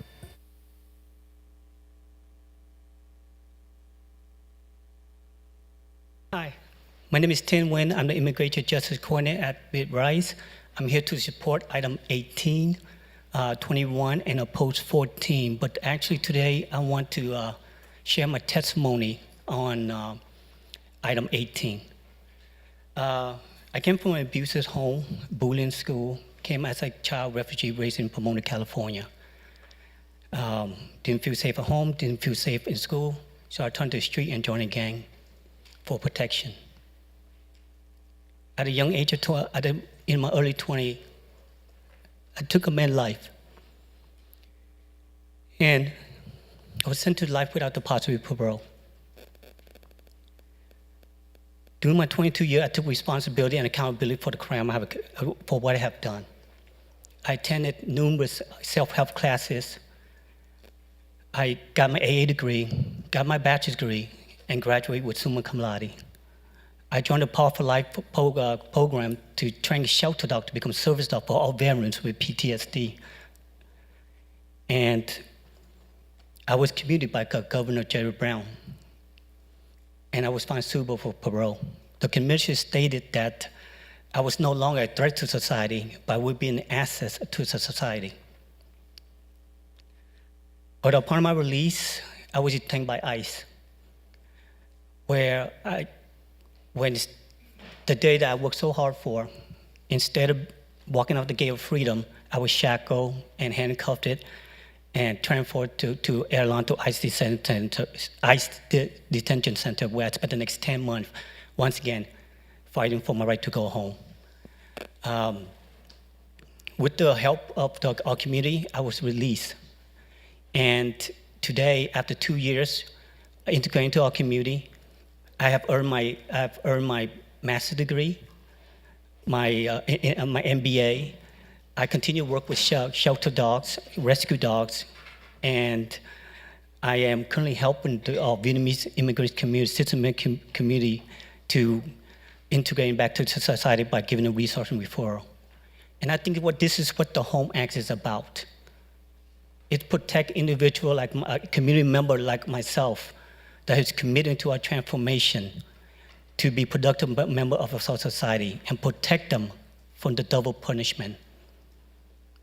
I ask that you do not judge us, my peer, for what we have done in our past, but who we are today, community member of Orange County. Thank you. Thank you. Michael Mai?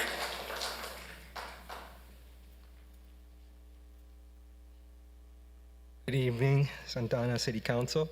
My name is Michael Mai, and I am a resident of Westminster near your Ward 1. And I wanted to be here today because we all have, the same issues, and we're all part of the same county.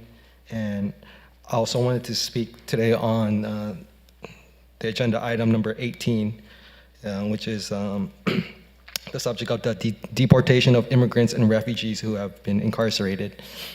And so the HOME Act, or how am I am affected by these deportations because many of these deportees from my community are young fathers and even some mothers that were incarcerated. And now that they're gone, they've been deported to Vietnam, Mexico, Cambodia. I'm a born American, and so it's up to me to pick up where these people left off. Their fathers are gone, their mothers are gone. I have to take care or help my community, raise these kids who are middle school, now in high school. And it sucks because I have my own kids, and sometimes, I can't do it all, and there's always that saying, it takes a village it takes a whole village to raise, a child. And give me a second here. Yeah, so the community has to pick up the slack and help raise those children. And when we can't, because we're too stretched thin, it's the community that suffers because lots of times, we know the statistics, those children, they grow up and choose the wrong path. And the community suffers for that. And so, I'm just here to ask you guys here today to support the HOME Act. It's a safeguard for those immigrants and refugees in our communities. And we have a very beautiful, diverse community, and we have to protect it. I understand this, supposedly the deportation of immigrants that have, breaking laws was meant to make us feel safer, but it's only done more damages to our communities. And I myself have been incarcerated myself, and what it reminds me of is it's just human trafficking. Literally, it is. When I was sentenced to 2 years just for having marijuana in college. And I got paid, 2 cents per hour. And I made $200 by the time I got out. And my mom was ready to pick me up, and guess what happens? The state hands me over to the county. What for? Because they want my $200 to transport me back to the county. So to me, this is just all a scam. It's a human trafficking scam just to make jobs for people to transport people of color wrongfully. That's what it is. It's a scam. I've been through it. I could have been doing a lot of other things. I could be practicing cybersecurity, helping our nation. But instead, we're dealing with this, this immigration fear-mongering. Sir, your time is up. Thank you, everybody. Thank you. Fernando Delgado?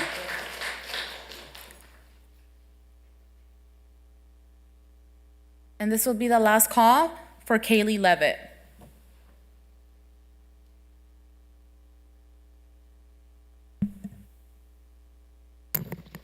All right, good evening, Council. I'm here to speak on 2 items. First, I want to just jump into item 14, the item regarding Lexipol. I actually came here last year in September to speak about the contract that the city had with Lexipol and just highlight some of the horrors that are involved with this company that is advising policy for our department. So I'm just here again to remind the council, and I'm just to point out to the public watching, the mayor and Becerra and Fan are not here, speaking to the rest of the council here, just to remind y'all what Lexipol entails and why we don't need that in our city. So I'm just going to read some of my comments from last year with some updates. According to an article from Mother Jones published in 2020, Lexipol is responsible for writing policies on behalf of police departments that serve to protect them from facing accountability for their misconduct. They also provide officer training and advise departments on public relations when it comes to dealing with incidents of misconduct. To give you a sense of the culture that Lexipol fosters, I'd like to share a quote from the man named Bruce Prate, former police officer turned lawyer who founded Lexipol. At a training hosted by Bruce, he instructed officers to manipulate records and evidence of officer-involved shootings to avoid liability. He said, quote, "I don't understand why cops have this inherent need to take bloody photographs of suspects after they get in a fight or whatever with the bad guy. You guys are taking photos of this guy when they look like their faces has been through a meat grinder. Their white shirt is crimson red and you're snapping color pictures? Stop it. Clean them up. There's a simple formula. You all need to commit this to memory. Red turns to green at the time of trial. If there's blood in the photo, you're going to pay money." Quoting again from the Mother Jones article, the National Consensus Policy on Use of Force requires cops to try de-escalation techniques before using force if possible. Lexipol actually discourages police departments from requiring these. Here's another example. This is from a recent article published in the LA Times, March of this year.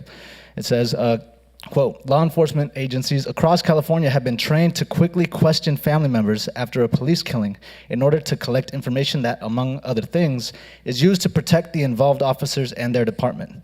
Police and prosecutors routinely incorporate the information into disparaging accounts about the people who have been killed that help justify the killings, bolster the police department's defense against civil suits, and reduce the amount of money families receive in settlements and jury verdicts."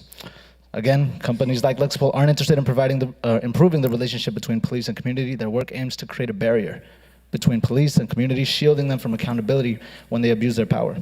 We would essentially be dedicating $175,000 of taxpayer money to fund for cover-up consultants for our department. The city has contracted with Lexipol before for 10 years. We just halted the contract, if I understand correctly, for this last year.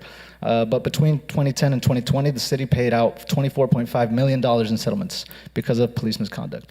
So not only is this partnership a threat to the safety of community members, it's a fiscal failure. So again, please reject the agreement with Lexipol.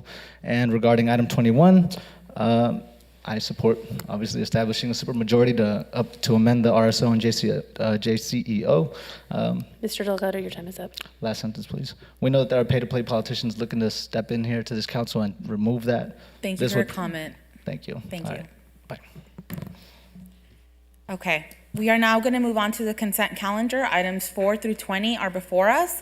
Council members, please announce any items that you will be pulling from the agenda tonight or abstaining due to a conflict. If there are any requests to pull an item from the consent calendar for further discussion, please let me know now.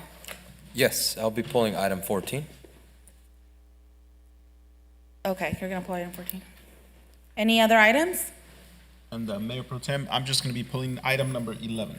11, thank you. Any other items? Comment on 18? Okay. Anything else?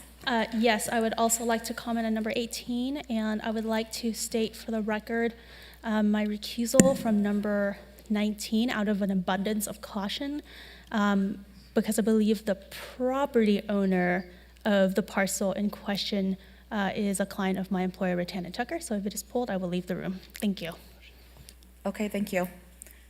Is that it? Okay. Do I have a motion and a second to approve the remainder of the consent calendar? I'll move the items. Second. Thank you both. Clerk?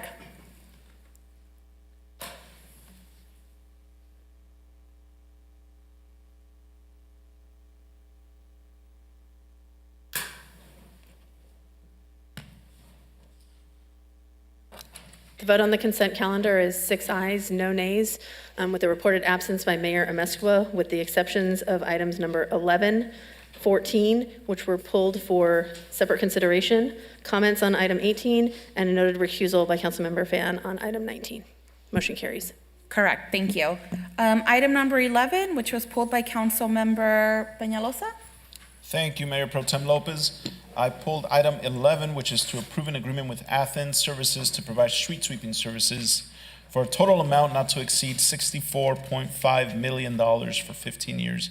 Madam City Manager, I think you're probably aware of why I pulled the item.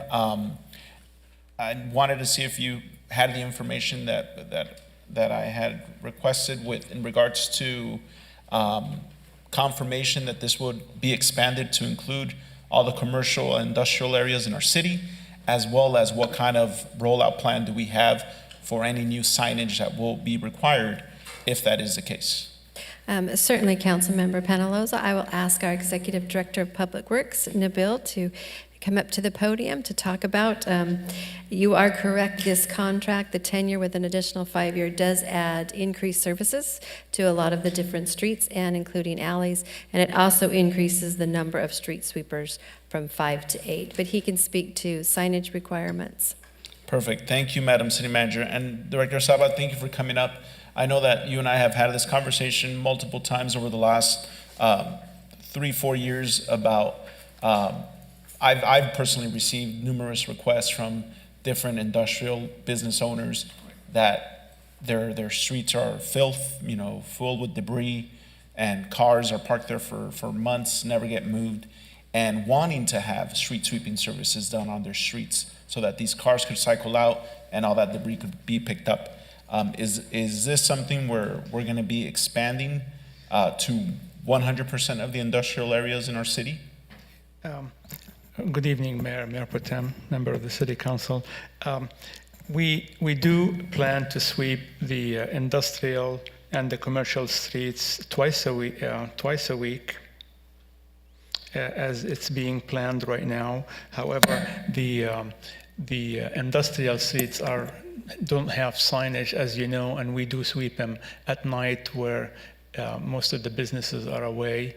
And that's the plan right now, but we could look at individually which streets or which industrial streets have more needs to be swept more frequently, and put signs and do that. However, it's not our practice to put signs on industrial streets because it's just the need for businesses to park there, and that's been the practice. So are you saying that currently, I think I heard what you said. Only residential streets are being posted right now. Currently? Right. And with this contract, we will be expanding to industrial? Oh, we do right now industrial. We're going to sweep industrial street more frequently than we are right now. But we're not adding signs. We can consider adding signs on industrial streets, but that's not the intention right now. Okay, Nabil, we will sweep more, but we're not going to put signs like we do with the residential. I guess you answered the question first. You said no, and then you said yes. I guess, so I'm asking, currently today, correct, do we street sweep our industrial streets? Yes, we do. We do? Yes. You had previously just said no. No, we do. They're not posted. Okay. Because from what I've been told from numerous industrial businesses throughout the city is that the streets are not swept. Right. So if that's the case, I'd like... Well, they are being swept. However, if there is cars that are parked in industrial streets, the sweeper had to avoid those curbs and not be able to sweep. Okay, but this contract is expanding that service to those industrial areas? Yes. The frequency will be expanded. Okay. I guess what I would like to see as we move forward, and I know that's going to be a costly undertaking to post signage throughout these industrial areas. I think because of the parking situation that we have in this city, a lot of these residents do park in industrial streets. Right. So many of these industrial streets do not get swept at all, ever, because they're saturated with parked cars. Sometimes for months, the cars that aren't operable. So I would ask that as we move forward with these numerous plans, parking plans and street lighting plans, and which are great things that we need, we should look into posting signage throughout these industrial corridors so that we could get those cars cycled out and get street sweeping done on those streets, because it doesn't serve a purpose if we do have that service, but street sweepers could never get through because there's always cars parked there. So that's something that I don't know if that needs to be included as part of this, or is that something that, Madam City Manager, do you have a? Certainly, sir, we can take your request and then we can develop a plan and then we can return to you as to what we would be able to do in regards to signage. Okay, so I guess I would make a motion to approve this item with that language included, as well as that as part of this, we also work with a plan, come up with a plan to post the appropriate signage throughout the industrial corridors that do get swept, so that we could actually sweep these streets. I don't believe there's a need for it to change this contract because this is the service contract with Athens, and the sign would be our Public Works responsibility. So Okay. we'll take your request under advisement and see what we can come up with, and we Okay. can get back to you. You don't need to incorporate it within the service agreement. I just want to make sure that we don't come back 6 months from now and say, hey, well, you know, it requires this much of funding, and you might want to agendize the item and make it another discussion when we could just do it now. Well, if there is a requirement for funding, we probably would have to come back to For you, sorry. appropriation. Okay, that's fine. I guess those are the only comments I had. With that, I'll make a motion to approve. Is there a second? I'll second. Thank you. Any other comments? Clerk, you can take roll.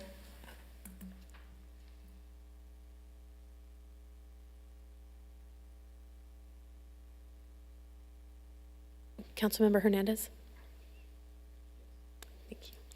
The vote is 6 ayes, no nays, with reported absence by Mayor Amescua. Motion carries.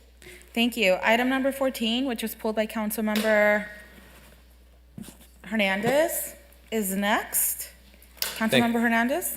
Thank you, Mayor Pro Tem Lopez.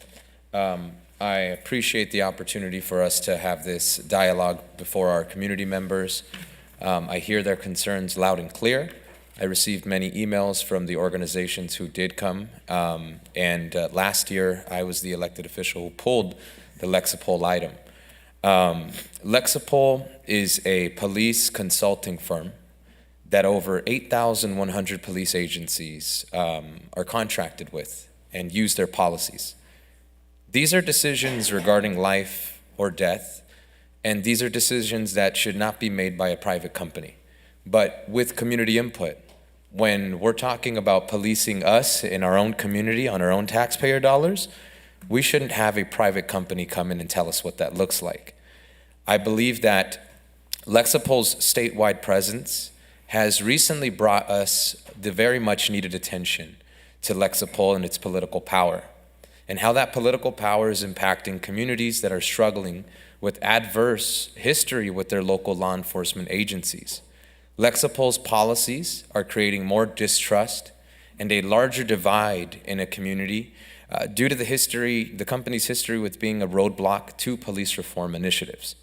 Lexipol's policy priorities are to protect officers rather than the public and shields officers from legal liability and accountability.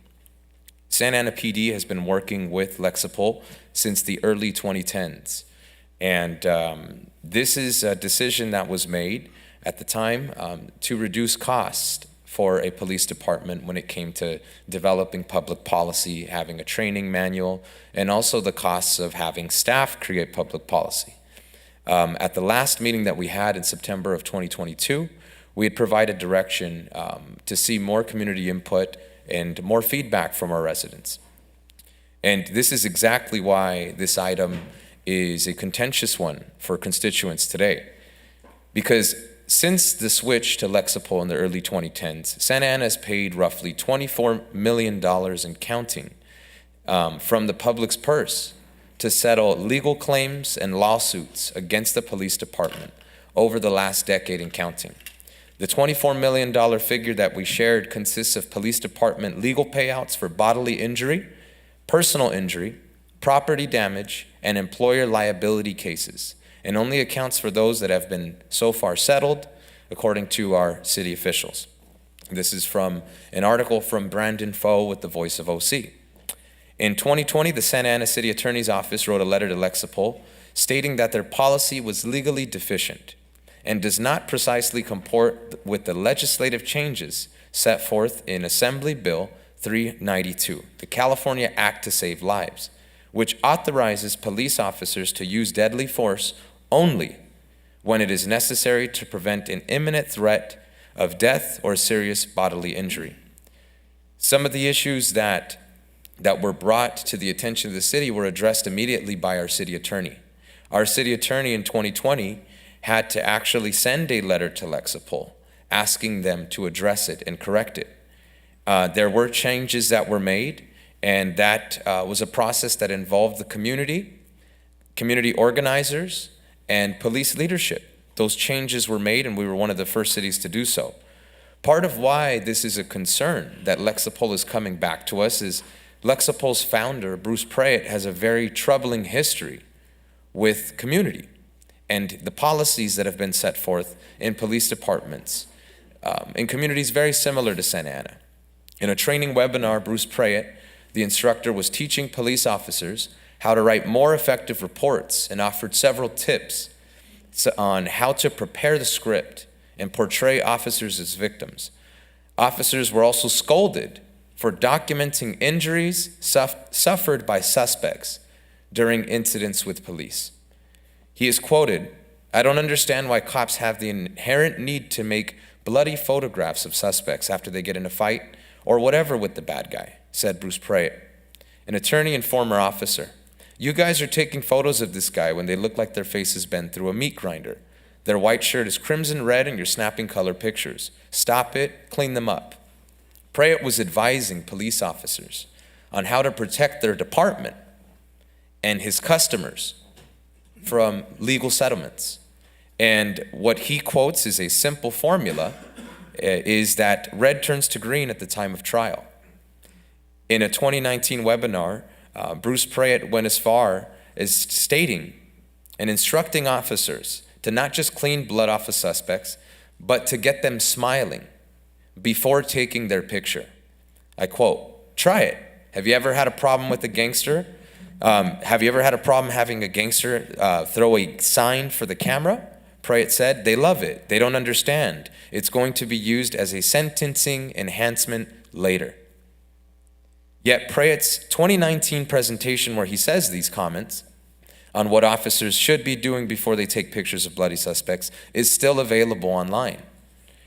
Get them smiling, pointing to their oh so painful injuries. This is a quote from him.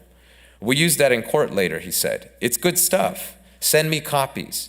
I'm going to publish a book. Stupid people hurt by cops. We're all going to make $1 million. Is this who we want training your police officers who are wearing badges and uniforms that your tax dollars pay for? That's not something we want to see in the city of Santa Ana. A more egregious practice is the practice of talking to families impacted by police violence before telling them that their loved one has been killed. I tell you this because my loved one, Brandon Lopez, was murdered by Anaheim PD September 28th of 2021. The practice that Bruce Prayett has created, this lawyer and co-founder of Lexipol, is a practice that he states is about advocating the truth. And in spelling out his strategy, he talks about, before the dust settles, I want you sending a uniformed officer, a detective, I don't care, somebody out there to their friends, their family, to find out what they've been up to for the past 24 hours, he says. "Hi, Miss Jones, we had contact with your son." Prayett instructs officers to say to the mother of someone who's just been killed by police, "We're just trying to figure out what he's been up to." Prayett then acts as the part of the exasperated mother. "Oh, you know what?" Prayett improvises. "He got laid off, his girlfriend broke up with him, etc., etc." Prayett then breaks character and makes the sound of a game show buzzer. "Sorry, lady," he says, "you're married to that evasive concept called the truth. Your Eagle Scout son is dead." That is the style of policing that Bruce Prayett and Lexipol are introducing to police departments across this country, which is why in 2020, Lexipol became very public after the murder of George Floyd. Given the state of relations in our police department, these types of policies affect community members and our police officers by adopting bad public policy that is costing our city millions of dollars in lawsuits. There are very public cases of misconduct over the last couple of years. The murder of Brandon Lopez at the hands of Anaheim PD, the Disney music incident where residents' civil rights were violated, and the countless lawsuits the city has had to pay out due to misconduct and bodily injury. It's important that we make decisions today that are good for our community. The police department has an opportunity to listen to its residents, to receive input from its residents, to form relations with its residents. This Lexipol contract reinforces the disconnect residents have with law enforcement. It removes their input from the very taxpayers and constituents who are funding the department and its officers. The contract before us is a 3-year contract totaled at $175,573.29. Given our past history with this police consulting firm, we've paid out over $24.5 million in lawsuits and counting. I would like to make a motion to reject the Lexipol contract and direct our city staff to explore options such as, number 1, allocating additional resources to the city attorney's office for in-house police policy maintenance. Number 2, policy feedback and engagement from and with the community. Number 3, to collaborate with the newly established commission, Police Oversight Commission, to oversee and monitor the police department's policies. I'll put that motion on the floor. Thank you, Councilmember Hernandez. Are there any other comments regarding agenda item 14? I second the motion, and I have comments. Okay, thank you, Councilmember Vasquez. So we're asking staff to have alternatives to Lexipol. There are other companies we could hire, as well as what Councilmember Hernandez has stated. Lexipol has a hegemonic control on police policy in the state of California without public input. We should not support this type of private company to have so much power over all our police departments. Much of the discussions that we have about improving police practices has focused on how to best regulate police conduct. Those that need to be engaged in these discussions are police departments for sure, local governments, and nonprofits. Lexipol does not engage community or nonprofits in the process to create police policy. Lexipol instead has the focus and values that guide its approach to police policy making as a means to reducing legal liability, also for profits.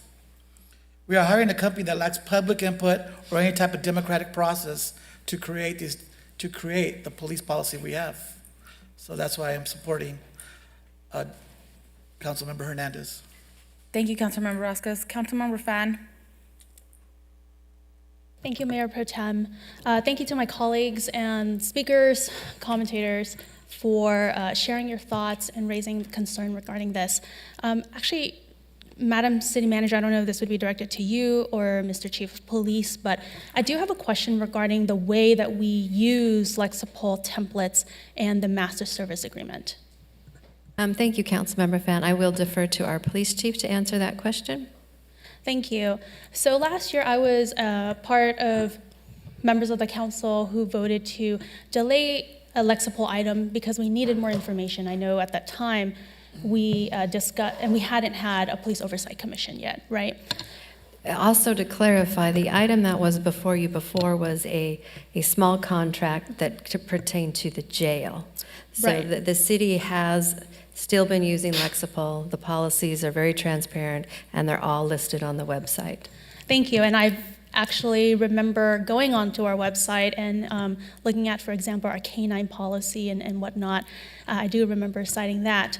So, Chief, I want to ask you, I've read a lot of the comments. We received comment letters from CHISPA, People for Housing OC, VROC, a number of others, and they state, let me read it for you specifically. In addition, Lexipol is not the only option for police departments. Local governments have created systems for police rulemaking, independent of Lexipol. Some local governments have implemented a hybrid model wherein the jurisdiction subscribes to the Lexipol service but continues to publish its own policy manual. Chief, I sent you a few emails, I asked you, what do we do with this? Can you, educate me and maybe explain to the public that this very solution that advocates are talking about is something it seems we already do. Yes, Mayor Pro Tem, Council, and Councilwoman Fan, thank you for the question and the email dialogue as well. So a couple of points of clarification that I think are very important here. And I appreciate, like all of you, people that have come forward tonight, people that have sent in emails regarding this item. But it's important to identify facts and actual practice, particularly of what we do here in our city. Because a police department or police departments across the country simply take a policy manual framework and put their name at the top and publicize it and push it out for training and to the public and say, this is our manual. This is how the X police department is going to do business. That's their prerogative. That's not what occurs here in Santa Ana. It never has since day one. A couple of other points of clarification. This figure of $25 million payouts, we contracted with Lexipol for the first time in 2012, 2013. I think those figures go back to 2010 and also incorporate policies that were in place without Lexipol. So that's an important piece here as I get into it. So to answer your specific question, many of these items that the public had brought forward are already in place, and I'll explain in detail how. Again, in summary, we first contracted with Lexipol in 2012-13 at the end of the year. The first policies were implemented in 2015. So some 3 years later, we roll out some initial policies that came from Lexipol. But again, never is it a cut and paste. We take exactly word for word what Lexipol provides. We don't do that here. And I'll explain how and why we don't. Why? Let me start there. Policing is very different and unique in every jurisdiction.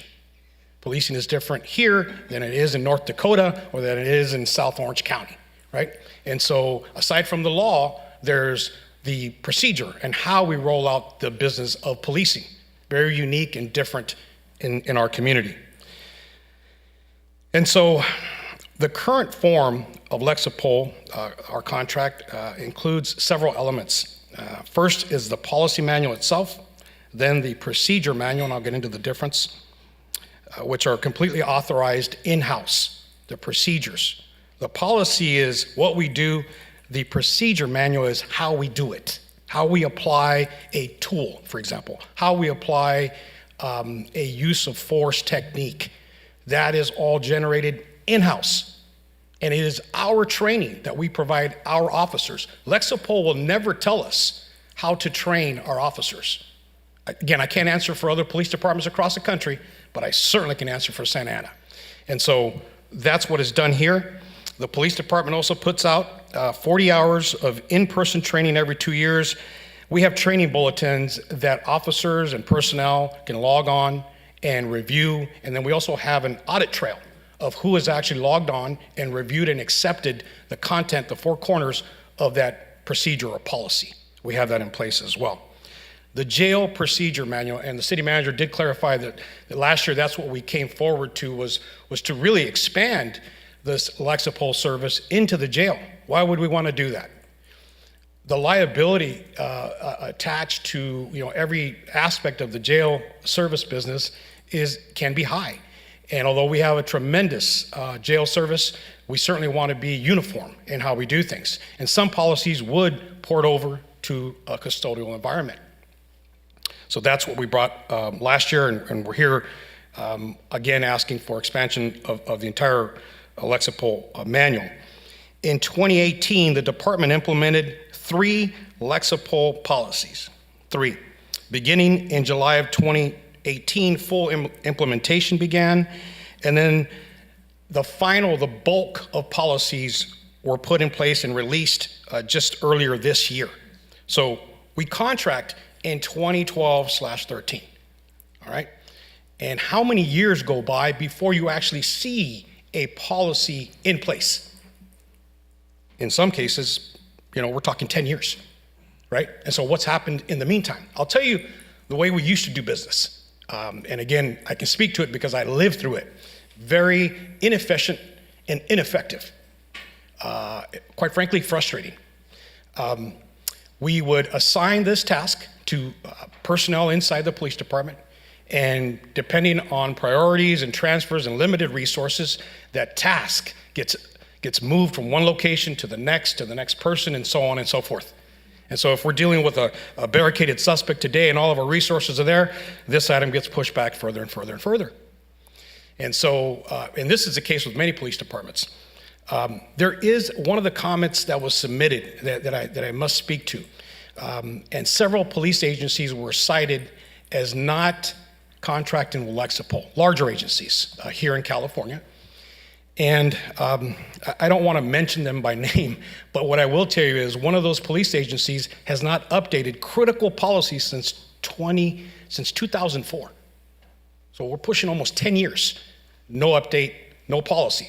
That's 20 years. I'm sorry, 20 years, yeah. So that's highly problematic, highly problematic. And so what we get with Lexipol is a regular update, which incorporates case law, which incorporates actual law for our review. And then what do we do with that? So the delay in seeing some of these policies actually implemented are the following reasons.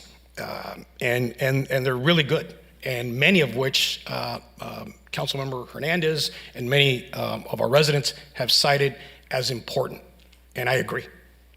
First, subject matter expert. If we have a policy that we need a particular skill set, a person who has a skill set to review that policy, we're going to take the time to have that done. Next, community group review.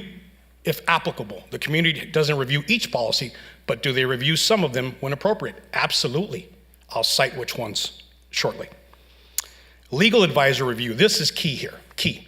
I advocated to have our own in-house full-time police legal advisor. And the importance there is not only does that person advise on policing matters daily, but this is a critical area. No policy comes to me as final approval before it goes through the legal advisor. And the legal advisor's review oftentimes is a lot more robust than when it first landed from Lexipol, for example. And they'll do additional case law review and overlay it. What we don't have tonight for you is, for example, one policy when it arrives from Lexipol, and then the red line policy draft, right? Because it's all draft until we finalize it, on what we have inputted to have it apply to our organization and how we do business, and how it best is articulated according to the law and case law. And that really starts from the police legal advisor, and then of course my senior management team as well. I mentioned the senior management team review. That's all the deputy chiefs, the legal advisor, all this group, working group reviews every single policy procedure before it gets to final approval. And then we also share policies with the appropriate bargaining unit, if appropriate, if it has to do with working conditions, for example. We share that with that respective bargaining unit, give them about 45 days to respond. No response or response, depending on what happens, then we move forward. So you already see various layers that many police departments do not have. They put, X police department at the top and publish. Some of the policies that have been created or modified with community member feedback. Body-worn camera policy. Now, this is a policy that's near and dear to everything that we do every day, especially field personnel. So several community meetings occurred with the public. They gave us input. We considered and assessed the input and incorporated where appropriate in the policy that you see today published on the website. The vehicle tow and release policy.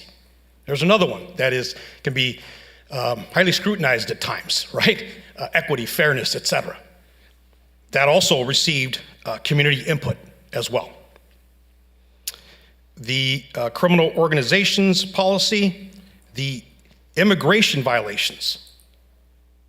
That also received input from the community. The cite and release policy as well. And then there's a list of policies that we ourselves created because Lexipol didn't provide it. They don't have one. They didn't have one at the time, let's say, for example. So we said, we need a policy on X. So we get our internal staff, our police legal advisor, and any other folks we need at the table, and we initiate a draft, and then we go through a review process. Let me share some of those. The critical incident review policy. Lexipol did not have that. We implemented one.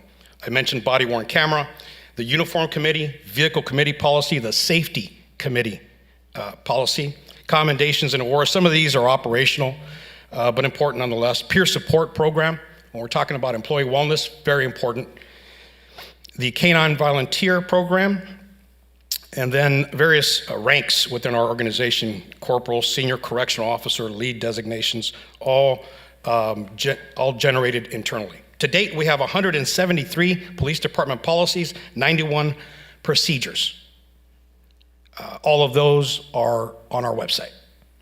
And so this is just an overview. I do have additional staff here that can provide you additional detail, but I really want to answer the questions directly myself.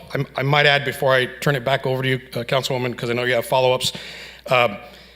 When we talk about de-escalation, and I think everyone here in the dais and certainly the police department and the community that I speak to, they know our priority on de-escalation. They know it. And they also see the results. And this is how. So in 2013, when we first contracted with Lexipol, but we didn't implement any policies back then, our officer-involved shooting rates were 7 to 8. All right, 2013, 2014. Over the last 6 years, officer-involved shooting, the numbers are 2017, 5, 2018, 3, 2019, 1, 2020, 2, 21, 22, and 23, 1 each year thus far. And so I bring that up because everything that we do from a training standpoint is very much centered on de-escalation. And I just sent an email to the entire police department about uniform appearance and command presence. You can appreciate this, those with prior military. That's where it starts, right? And then secondarily is how you speak to people. And so leadership is important. Leadership matters. And I put an exclamation point there because, again, I cannot answer for other police departments across the country, but I certainly can answer for this one. And we do not take anything as a shell and incorporate it as the way of doing business here in this police department. Yes. Thank you so much for the very thorough report. And I know I sent you a lot of questions, Yes. and today getting all those answers was really helpful. And I think for me also reassuring, because I do have concerns about the comments that this owner, a CEO who's now I think a board member, someone who, a founder, I think a co-founder. But ultimately, you gave me a lot of evidence and information on how we actually use this. If you didn't have Lexipol, it would be, hiring more attorneys and staff to spend time to work only on the policies? Correct. Okay. Correct. And I guess I can estimate how much an attorney costs, and including to, in City Hall, everyone's salary is public, as well as full-time staff, right? And so what I look at this Lexipol subscription to be is like going to an encyclopedia or going to, a dictionary, getting information that you then actually spend time with staff to create and really mold into something that works in Santa Ana. That was a concern I think that wasn't fully addressed last time, and I appreciate you addressing it today. I do want to also say that because we have this Police Oversight Commission that is authorized to have the ability and the right to look at these policies, even if we approve the Lexipol subscription today just for use, it doesn't mean that the Police Oversight Commission would not be able to review every single policy. Isn't that correct? Right? They could say independently, go through all 100 and some odd policies and procedures one by one to work with you and gather further input from the residents. And so with that, I would like to do a sub-motion to approve this item so that you do have a resource to look at as a template and to use our city resources and our experts to actually create something that is specific to the city of Santa Ana. Thank you. I'll second that with comment. Go ahead. Thank you, Mayor Pro Tem. And thank you, Councilmember Fan. I think a lot of what Councilmember Fan had asked you is pretty much what was on my list. So these are templates. You know, I'm going to use it in an analogy like architecture, right?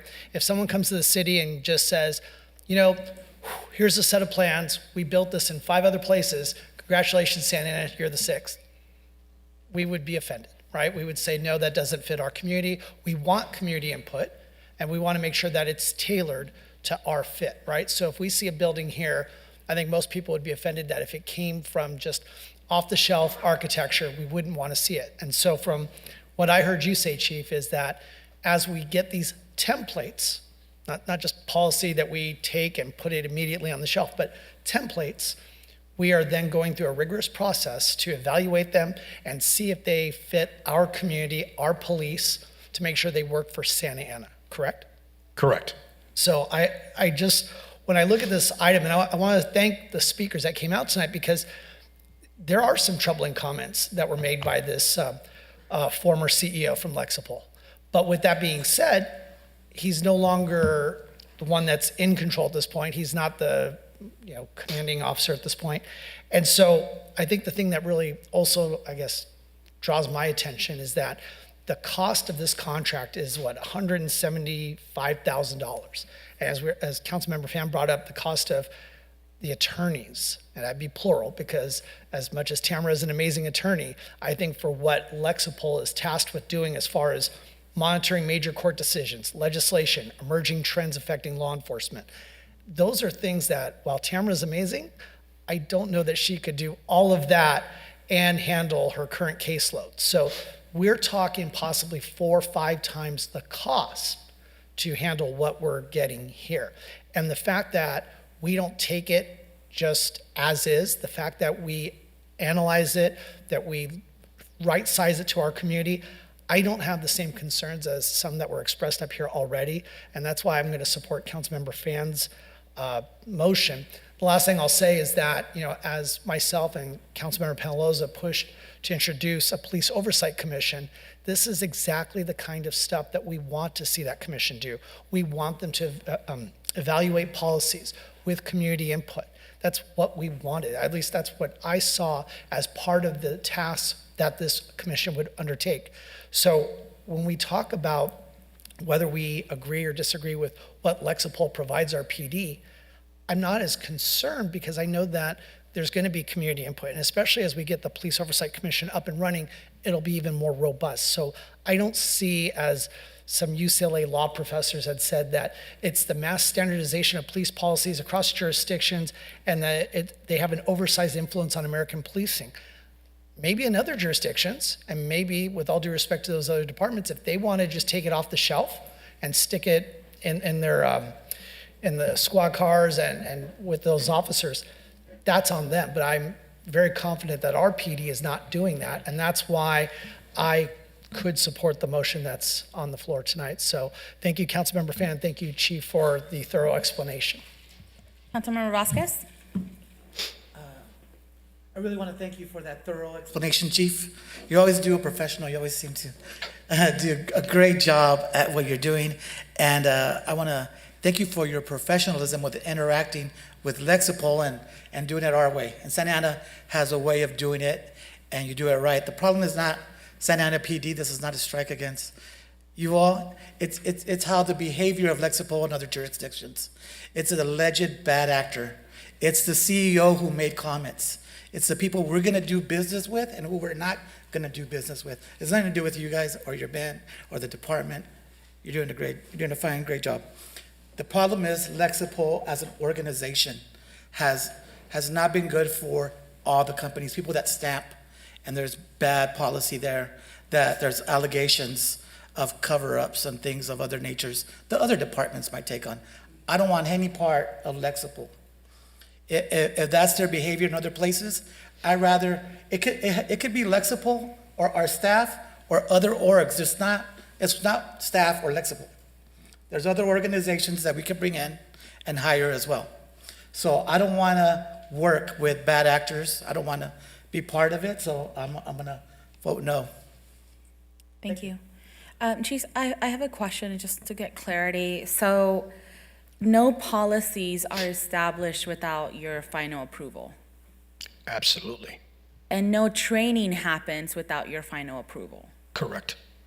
From the policies that they give the department once the transaction happens, I imagine? Correct. Okay, thank you. Councilmember Becerra? Thank you, Mayor Pro Tem. Just one thought for everybody. So we do have a police oversight commission that's going to be convening soon. This is the type of stuff that they're going to be looking at. Again, in support of the motion that's before us, the item would be, or my thought would be that we go through with them, go through with this contract, knowing that at some point in time, the Police Oversight Commission may want to pivot themselves. You know, as Councilmember Vasquez says, they may see them as bad actors. And at that point, we can revisit it. But to leave our police flat-footed and not have the resources necessary, because all the time we see our legislature coming up with new laws, new ideas. And so we need to make sure that our police are on top of that, and that's what Lexipol provides. I'm not saying they're the greatest organization to do this, but I think right now at the last second to pull that out from our PD, you know, then next thing you know, we're going to go into closed session and we're going to say, well, why didn't PD know about this policy? Well, because we denied a contract that for a company that was providing this information on an ongoing basis. So I would say if we want to pivot at some point, let's give our Police Oversight Commission a chance to review it. But tonight, I think we do need to approve this contract before us, and we can revisit this at a later date. Thank you. Any other speakers? Go ahead, Councilmember Hernandez. Thank you, Mayor Pro Tem. I'm going to repeat a quote from Bruce Prayett before some of my colleagues take a vote. Get them smiling, pointing to their oh-so-painful injuries. We'll use that in court later, he said. It is good stuff. Send me copies. I'm going to publish a book. Stupid people hurt by cops. We're all going to make $1 million. I say this is the only person sitting on this council that is a survivor of police violence. My family is surviving that and is fighting it. These matters are not easy matters to deal with. Lexipol's policies have been affecting our city for many years, sir.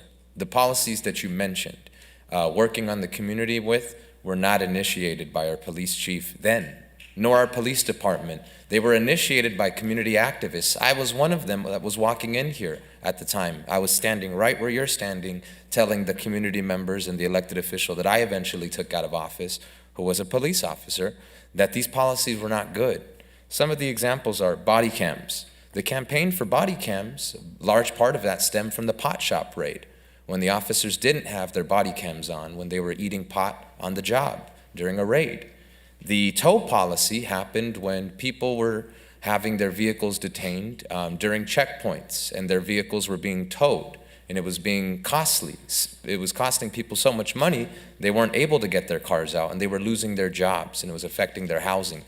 Those were campaigns initiated by community activists and immigrant communities that were having their cars towed, not the police department. The immigration policy of getting ICE out of Santa Ana was not initiated by our police department. It was initiated by people who were waiting to be taken by ICE, people that are impacted by those issues, fought against it. Our police department did the right thing in listening, and we celebrate that. But we're your bosses. Taxpayers are the reason there is a police department here. And I have to remind my colleagues here, our police department are not the policymakers, we are. Why would we let a private company like Lexipol come in when your bosses are telling you they don't want them here? And a colleague like yourself who is impacted by police violence can tell you that the day my cousin was killed, we were contacted immediately trying to talk to our family, trying to talk about our family member. These policies are inhumane. We had Lexipol over many years, and police officers still played Disney music and violated a resident's civil rights at 10 o'clock at night. And it was because of the fact that it was recorded, and an officer told the truth and said, I was making sure that I did this so you couldn't post it on YouTube. It violated somebody's civil rights. These policies are not going to change the status of our relationship with our department. And that's why, Chief, it's important for me to support the community and getting them closer to our department, which means you guys listening, you guys taking their community input. Similar to what we did at Santa Ana College, I think that that would be a much better opportunity for us to create public policy that reflects the needs of the community that you're protecting and serving. So I will not be supporting the submotion, and I'm very disappointed that there's one. You can respond. Thank you. So thank you, Councilmember Hernandez. Without getting into a back and forth, respectfully, the policies that you mentioned, what I said was those were policies that Lexipol did not have. They did not have a framework. And so we initiated. Now, where the initial interest came from, you may be right. Yeah. But what I said was Lexipol did not have that. And listening to the community is so incredibly important to me as chief and to everyone in the police department. I do actively and genuinely listen. But it's also important to focus on actual evidence and facts. I will never condone inappropriate comments by anyone regarding our community, or any community for that matter.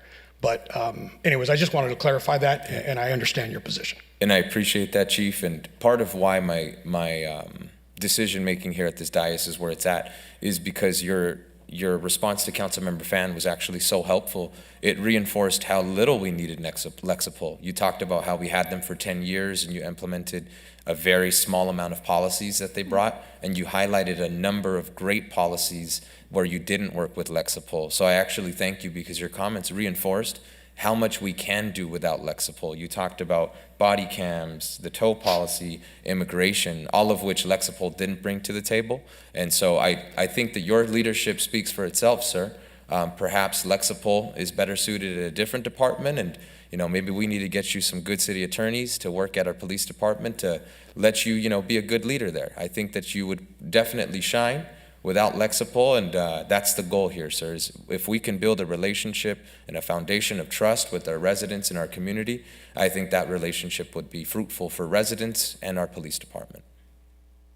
Thank you. That concludes my comments. Thank you all.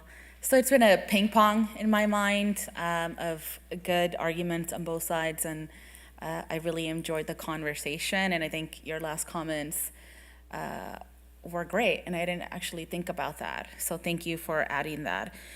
Can you let me know, the spotlight policy, was that something that Lexipol provided in their manual? Absolutely not. That was a police chief directive. Okay, thank you. And since it's been more than a decade, right, and 3 policies, did I hear correct, that were used from the manual? Correct. Now, it's been a phased approach. And again, because of staffing and, when I dedicate a commander or a police sergeant, they're not an attorney. And so, again, it gets passed around. That's why it took so long. So when we talk about defending the policy, all right, an incident occurs. We look back at what we have in place. And if we haven't implemented a current, updated, defensible policy, we got to rely to what was most recently published. And so that's the concern with not having this service. And again, never taking it at face value. Okay, thank you. And City Manager, I have a question regarding Lexipol in 2022, when the council unanimously, which means everyone agreed, that we didn't want to move forward with the contract because of how discussing really the culture with Lexipol was and probably currently is. One of the directions that the council gave was having input with the public, bringing something back. Did those sessions ever happen?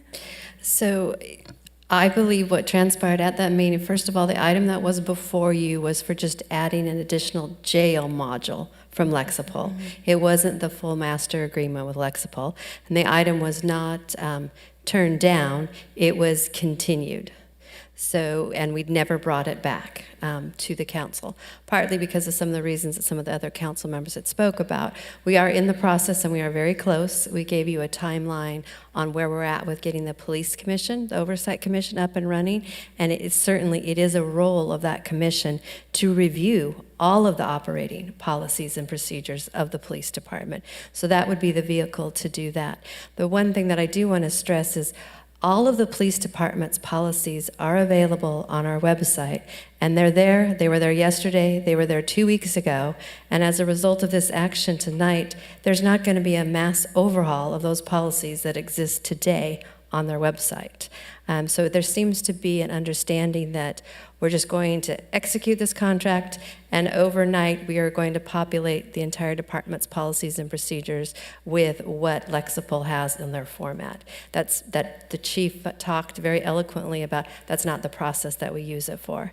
But if you can imagine doing police work, you have to not only comply with federal laws, you have to comply with state laws, and any training bulletins or anything also have to comply with California Post. Lexipol's policies and procedures that they give to you in markup versions meet all of those requirements. I understand that. My question is, did any public input happen? I don't know I can't speak for the chief if he's engaged any of the community members on any one particular policy, but no, we did not engage the community on the jail item that was continued. Is there a reason why? Because of the Police Police Oversight Commission taking on that role. Okay, so the hope on staff end was that the newly established Police Oversight Commission would take on the role of initiating the public engagement with policies regarding this contract. Regarding all of the policies and procedures of the police department. That's actually codified in the municipal code that created the Police Oversight Commission. Okay, so then why not wait until they meet to discuss this and punt it to them? Well, it expires on the end of September, so this new contract takes place October 1st. So without it, everything that the police department did utilize from Lexipol, it's copyrighted, so they would no longer be able to use that. Okay, understood, thank you.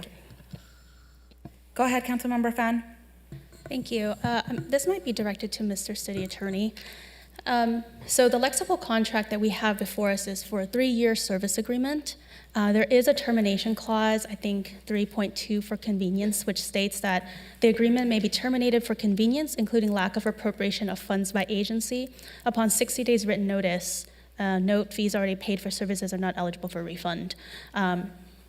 So I guess my question is, there's this gap of time between when the Police Oversight Commission will be seated and when this, and get trained, right? We have to have training, and then they have to interview and help us make a recommendation regarding the independent oversight director, and go through the process of looking through every single policy. So I guess my question is, if we approve this master service agreement and say the Police Oversight Commission looks through it and says, you know what, we don't need Lexipol, we don't want Lexipol, could we terminate our agreement? Thank you for the question, Councilmember Fan. Like most of our agreements, they do include clauses that are known as termination for convenience clauses that usually require anywhere from 30 to 60 days notice. If the city chooses to exercise such a clause, it would typically need to pay for all services and charges incurred up to the date or through the date of termination. These clauses are very typical in our agreements, and almost nearly every agreement that the city has usually features one. Got it. So I guess what I'm trying to understand is, there's this, I want the Police Oversight Commission to do a full audit, review, red line, community meetings of every single policy and procedure that we have here in the city relating to our police department and public safety in general. I am fully supportive of that. My concern is that could take 6 months, a year and a half, because that's how long it takes. These are not full-time employees who would be on the Police Oversight Commission. They may meet twice a month, 4 times a month, once a month, and these policies, I'm sure, will garner hours and hours of conversation, discussion, and community engagement. And so I'm trying to figure out something that will help our police department stay apprised of changes in law, changes in policy, updates, case law, et cetera, and do what all of our, at least the letters that we received, which is look to implementing a hybrid model whereby we do publish our own policy manual with the full vetting of the Police Oversight Commission. And so that's why I support this, and we can terminate the agreement for convenience if our Police Oversight Commission determines that it is not something that we want here in the city. So that's why I support this. This is why I want us to see what we can do. And if the policy or the recommendation is to hire 4 more attorneys for the police department and experts, then they can bring that up, whether it's in the mid-year budget or for the next fiscal year's budget analysis. And so with that, I guess I move, call the question. Thank you. Can you repeat your sub-motion, please? Oh, my sub-motion is to approve this item, the master service agreement, while ensuring and directing the city manager's office, this police chief, to have the Police Oversight Commission review this agreement as well as all the policies, which is already a directive for the Police Oversight Commission. Thank you. So this is the substitute motion by Councilmember Fan, seconded by Councilmember Becerra to approve item 14, the master service agreement with Lexipol LLC.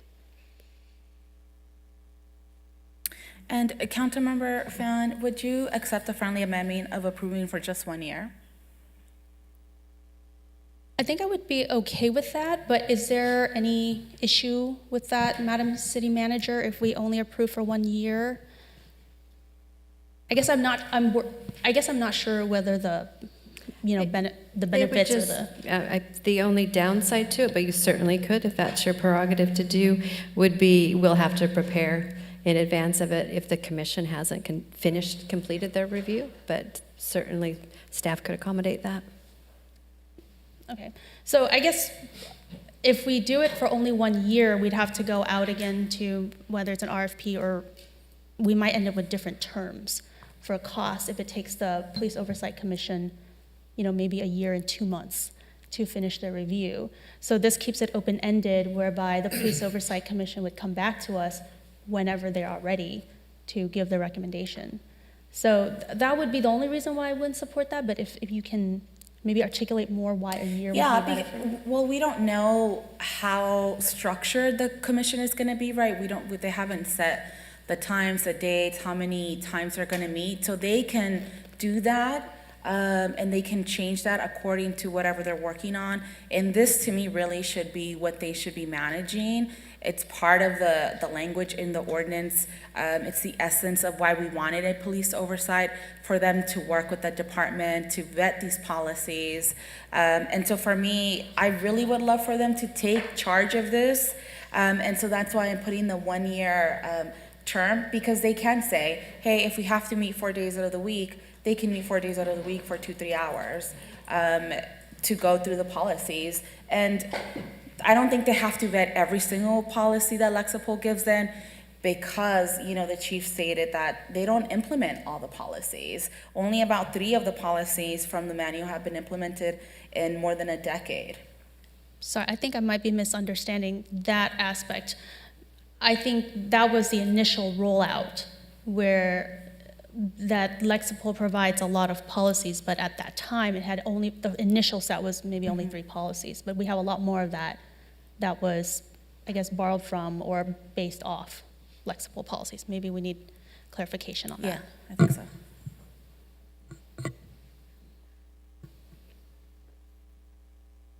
So yes, thank you for the question. The initial rollout was just 3. What we have today is 173 policies and 91 procedures.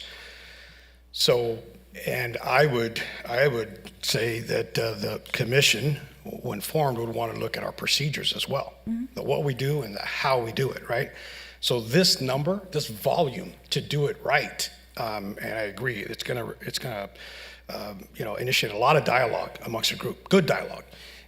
It's gonna take quite some time. I don't want to give a time frame. I'm sure they're going to be very diligent. That framework is not in place today. The number of policies we're talking about here, you're talking multiple years.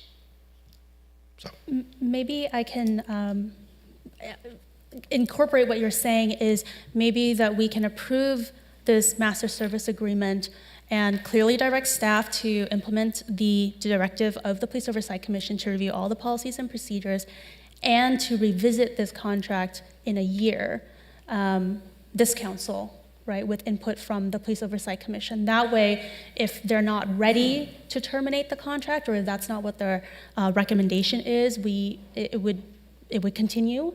But if we can revisit this as a body in a year to determine whether we want to terminate for convenience, we can do that. I guess I think about it the same way because in a year you can renew the contract. In a year you can, if it's brought back, it can be renewed, right? Well, we can review it at any time. yeah. We can Yeah, review and it it at can any be time. renewed at any time. So, I mean, whether we do a 3-year term or a 1-year term, I mean, we can terminate in 6 months, right? Or whatever the provision was that our city attorney mentioned, we could terminate it with so much period to give notice. So, I mean, to me, it's just kind of an added unnecessary item. I mean, but I get what you're saying, and I think we're all in agreement that we want to have that flexibility, but I think the contract before us already provides it, so it really just to approve it as is still affords us that ability. Just to clarify, I did review the contract here out of an abundance of caution, and the termination clause requires 60 days written notice. Yeah, so I think the only reason why I'd be worried about just doing 1 year and then coming back each year is that every time we come back, we get a different fee increase or like a different cost estimate. That's very common, right? But if we approve for 3 years, we lock in whatever the cost is and we don't have to worry about it increasing next year or maybe their service is changing, whatever that might be. But we still have the flexibility, and that's why I would say specifically with this motion to direct staff to come back in a year, so next August, so that we can have that conversation specifically. So there's no delay, there's no, is it coming back, is it not? Councilmember Fan, to your point though, that might put our rate in jeopardy. So why don't we, if we would just ask staff to just provide us an update, provide the council an update, not agendize it, but just provide us an update. Obviously that would coalesce with what the Police Oversight Commission is doing. So in other words, I mean, we're not going to be, it's not in a vacuum, right? The Police Oversight Commission is going to be doing work. We're not going to not know for 6 months to a year. We're going to understand that they're reviewing policies. We can ask them how far along they are with those policies. So without wanting to jeopardize the terms of the contract as it is, without having to renegotiate every year or 2 years, just leave it as is, with the understanding though that we can terminate it with the 60-day notice. Yeah, so I don't mean to approve it for only a year. I think what I mean is more of an internal procedural item to say, hey, staff, come back to us in a year, in August 2024, and yes, give us that update. Let us know what the Police Oversight Commission is saying. Let us know exactly what our independent oversight director is saying. And that way we can have that discussion in a year. So it doesn't change the terms of the agreement, but it just ensures that we actually have that conversation about it. I understand, I think you guys are saying very similar things, Councilmember Fan and Mayor Pro Tem Lopez. The one thing, part of the other requirements of the Police Independent Oversight Commission is to provide the council an annual report. So you will get a report directly from the commission on everything that they reviewed, if there were any disciplinary cases that they looked at. That is one of the reporting requirements of that Independent Oversight Commission. So it will time nicely in a year, because we hope to have, as we did your last update, we're hoping to have them up and running by the end of September. We're doing the recruitment for the Independent Oversight Director, which will report directly to you. But at that year's time, if they've gone through all of them and they say, do not do it, I would assume you would direct us to terminate the contract with the 60-day notice. If there's policies they want modifications for, but if they're content with policies that have the framework that came from Lexipol, we can maintain the agreement. So I think that gets you both to the place that I'm understanding that where you're hoping to land. That is what I'm saying. I just want to make sure we're on the same wavelength. So That's all. I don't think we are. I understand it. I do. And I think we're all here saying that this is, well, I'm saying that I want the Police Oversight Commission to take this on. And from what I heard from comments from you earlier, that's exactly what you were all hoping for as well. Correct? Yes, thank you. So that's where I'm at, and that's why I proposed a one-year contract, because my understanding is we can renew it once that 1 year. I think your argument is the dollar amount would be different. I'm not sure that's the case. It's Okay. just typically when we negotiate, in my experience, when I've negotiated contracts, the value that we get is related to the term, right? So if you have a longer contract, usually you get better value. So if you're only doing a year, then maybe this year it'll stay the same, but when we ask for a new contract next year, they're going to say, okay, now it's going to cost you, $70,000 instead of $52,653. That's all. That's really my main concern with Yeah, I something get like that. that. Understood. Thank you. And I guess, Chief, just one last question for you. Given that this is the second time the council expresses concerns about the company, is there any plans to stop contracting the work out and bring in an in-house attorney? We can always look at that. It would take more than a single attorney, though. That I do know. It would take essentially a team and support staff as well, paralegals, et cetera, to support this effort. So I don't know what the cost of one single assistant city attorney is, but. Okay. And my follow-up question is, let's just say for 50 policies, how long does it take to review 50 policies? One policy, the shooting policy, for example, which is probably one of our more critical policies, could take months. One. So just as an example, right? The volunteer policy on, canine or just the general volunteer program, that could take a day. So it depends. I sound like an attorney now. It all depends, truly. But the more critical, the higher threshold of liability exposure attached to the area being reviewed, I think the longer for a robust review. And that's the way it should be. And that's why it's taken so long with some of these. Okay, thank you. Yes. We'll go over to Councilmember Hernandez and then Vasquez before taking the vote. I have one more question, Chief. Thank you for your time, sir. Just a very brief question. So we have a Lexipol contract before us. Is there any reason why your department didn't do any community engagement or perhaps a forum on police, department public policy? Is that something that your department has ever considered, hosting perhaps a community engagement forum on your guys' policies that you adopt? We haven't had a general community forum on policy, but we do engage the community in a whole host of areas. And I'm certain there's crossover into policy, procedure, and practice as well. And again, I cited some of the ones specific where there was community input. And some of those are very high threshold liability exposure pieces, body-worn camera, for example, which again, Lexipol did not have, and we implemented. So we certainly can do that. There's no harm in seeking additional input. And again, going back to the notion that it is imperative that we listen. But I would not bring you anything to this board if it was not a best practice, comments excluded.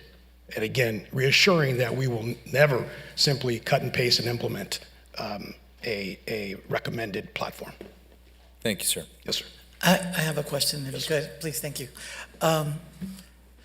We keep saying either Lexipol or 3 attorneys and staff. Is that the only game in the house? Is Lexipol the only org providing this kind of service to police departments, or are there other organizations who can provide the service?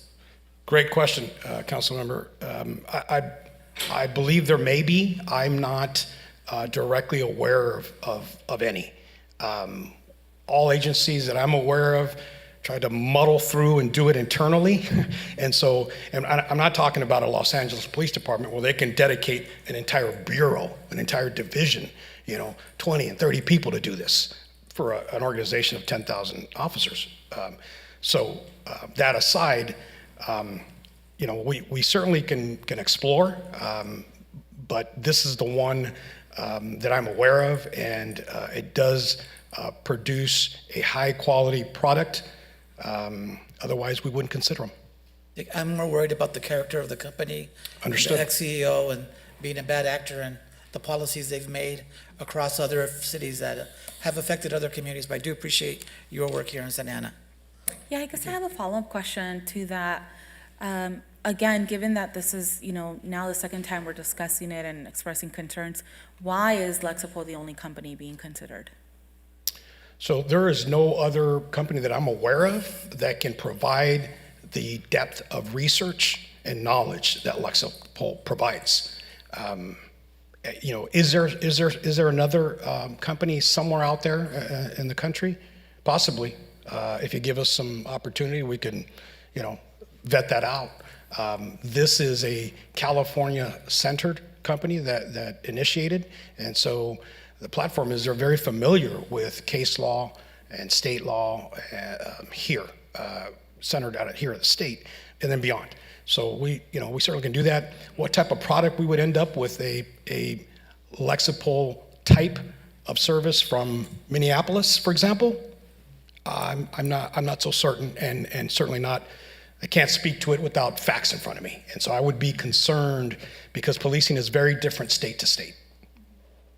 Yeah, no, that's true. I appreciate that, and I also, I asked a question, but I also can't offer any other company because I didn't think about it.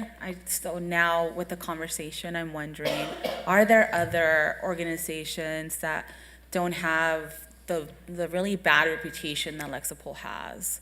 But I don't think anyone in the chamber knows. Point of order, Mayor Pro Tem, can we call the question, please? Yes. Motion on the floor is the sub-motion by Councilmember Fan, seconded by Councilmember Becerra to approve item 14.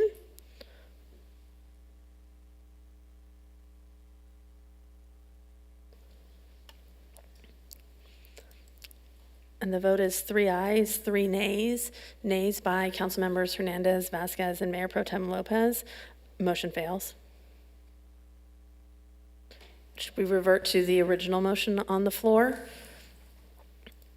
which is a motion by Councilmember Hernandez, seconded by Councilmember Vasquez, to reject the agreement and to direct staff to explore options, including in-house review by the City Attorney's Office, public engagement, and use of the Police Oversight Commission.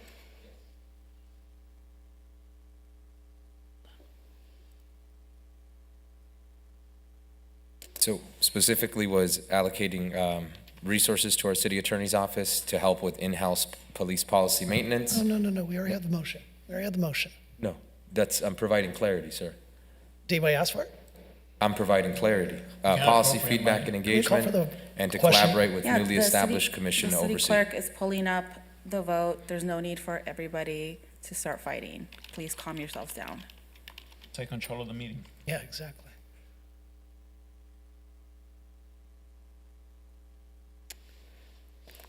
I'm having trouble with the system for a secondary vote. If I can do a roll call, please. Thank you. Okay. Councilmember Becerra? No. Councilmember Hernandez? Yes. Councilmember Penaloza? No. Councilmember Fan? No. Councilmember Vasquez? Yes. Mayor Pro Tem Lopez? Yes. Vote is 3 ayes, 3 nays. Ayes by Mayor Pro Tem Lopez and Councilmembers Hernandez and Vasquez. Motion fails. So no action taken on the item.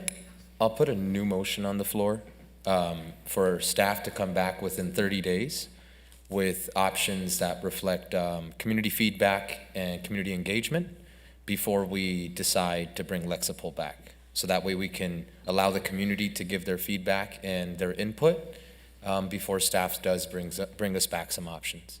We're going to do that in 30 days? Well, I'm saying for staff to bring us back some options within 30 days, and that would be our direction, was that in that meantime. But you said community input. So we're going to do 30 days. Staff's going to come back. They're going to do all the research, and then they're going to, in that time frame, get all the I'll community. provide the clarity, sir. I'm asking the So, question. oh, well, I'm still speaking, sir. Go ahead. So the direction that we're providing is for staff to bring us back some community options within 30 days. And that the direction is for the department to still host a community engagement forum where they get feedback and input from the community that pays for our police department and pays for you guys, also for all of us to sit up here. The So, question is all this and more within 30 days. no, staff to bring us back some options within 30 days. The additional direction is that our police department is to host a forum that provides, opportunities for feedback and engagement. Two, Is that your motion, Councilmember? That is correct, Is there yeah. a second? Mayor Pro Tem and Council, I would just add that the matter before you tonight was the contract to approve the services by Lexipol. A vote was taken. It was a tie in both instances, which means the motion does not carry and that it fails in the event of a tie. That was the action before you. If you wish to entertain the item that Councilmember Hernandez is suggesting, that could be re-agendized as an item for a subsequent council meeting. But the action tonight was a motion to approve the respective contract, and that motion did not carry. Okay, thank you, City Attorney. We can move on now to, Am I able to make a motion to continue the item or bring it? It's automatic. It'll come Oh. back when the mayor's here and we won't have this conversation. Okay, thank you. okay. Agenda item 18, Councilmember Fan, you had a comment? And Councilmember I Vasquez. had a comment. All right. We have this Home Act resolution is to support a more compassionate and inclusive state, something that I came into politics for, and hoping we could add it to Santa Ana as well. After decades of focusing on criminalization, California has turned its direction and began reforming the criminal legal system while addressing systematic racism and mass incarceration. Like many well-thought reforms of social justice, these two seem to miss the support for immigrant communities. Our immigrant communities continue to be ignored in the improvement of the justice system. Instead of reaping the benefits and reforms approved by California legislature, immigrants under custody are now transferred to ICE, facing double punishment through detention and deportation. The unjust act of deportation after serving their sentencing is destroying the lives of not only the immigrant deported, but it's a violent act upon their families. The Home Act offers a solution to this unequal treatment of immigrants and refugees.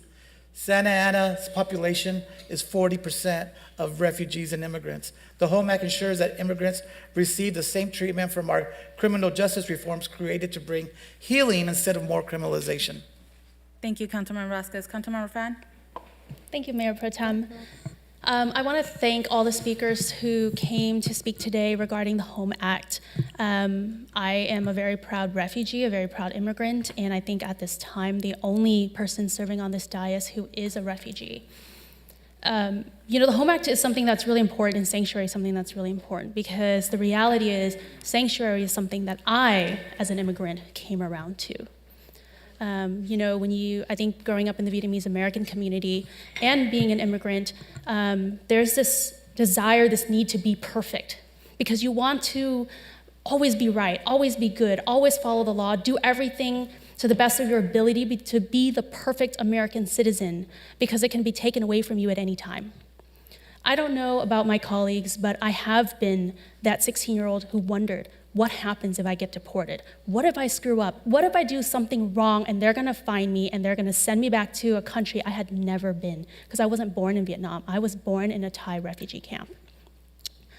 And so the Home Act is just a small way for us to look at those, especially immigrants and refugees, who did commit a crime, who was sent to prison, but who has not only served their time and paid their dues to society, but that our prison system, our government has determined that they are eligible for parole because they're elderly, because of medical parole, because they might die, because they have been upstanding citizens, or because they have received a pardon from the governor. because we have actually determined, proactively determined, that they are worthy of being released back into this community and to be members of our community, our homes, and our neighborhoods. That's why I support the HOME Act. And this is why I am so proud that the city of Santa Ana is a sanctuary city, because of over 40% of Santa Ana residents who are immigrants, who are foreign born. Even with American citizenship today, I think about what it means to lose it, what it means to be sent away to a country that you may never have stepped foot on, have no family and no relatives. And so with that, I appreciate Assemblymember Avelino Valencia for supporting this item in the State Assembly and for being a champion of immigrant communities.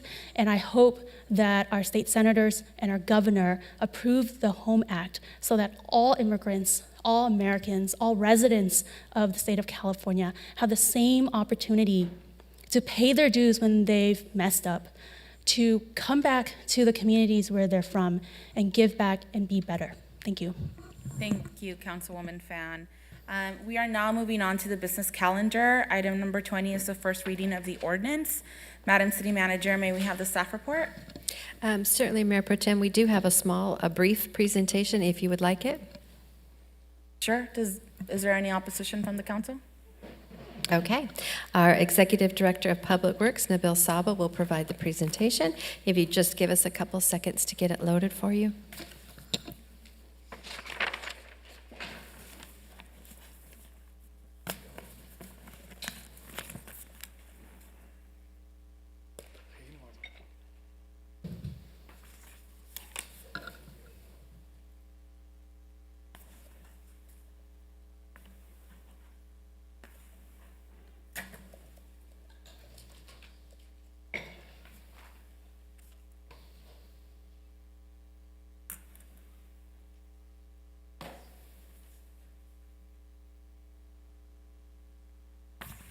Good evening, Mayor Pro Tem. Mayor Pro Tem, member of the City Council. This is a brief presentation on the engineering, traffic, and speed survey for the year 2023. Speed limits are posted limits. They are established by local ordinance and on public streets. Posted limits must be reasonable, safe, and facilitate an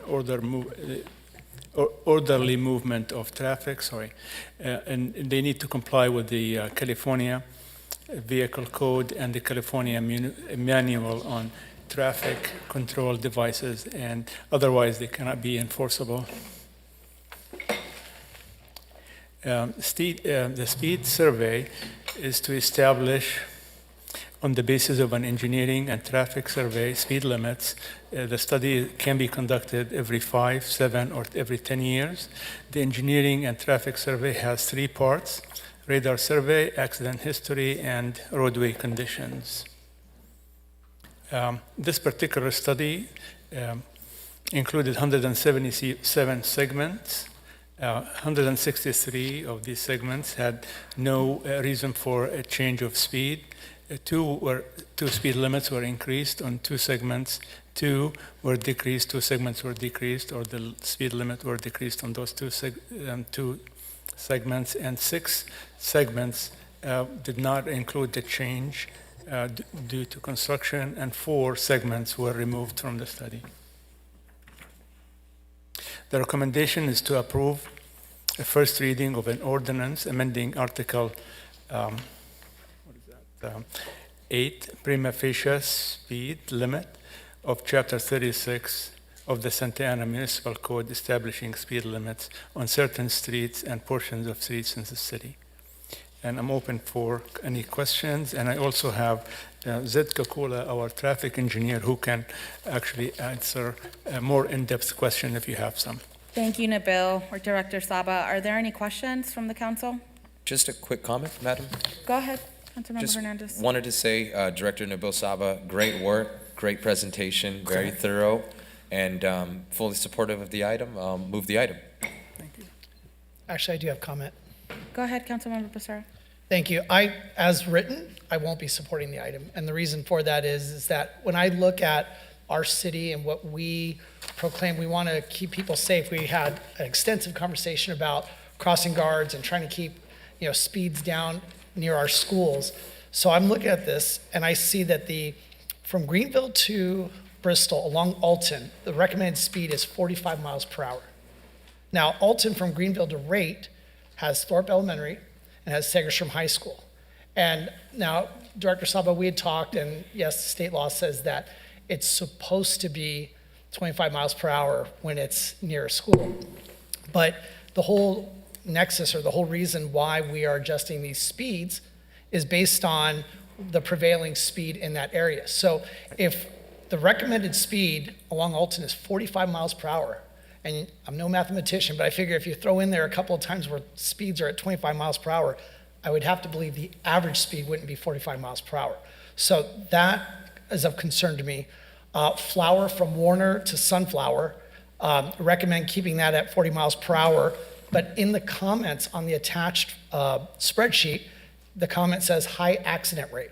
And I've got Saddleback High School right there at Flower and Segerstrom, and MacArthur Intermediate at Flower and Alton.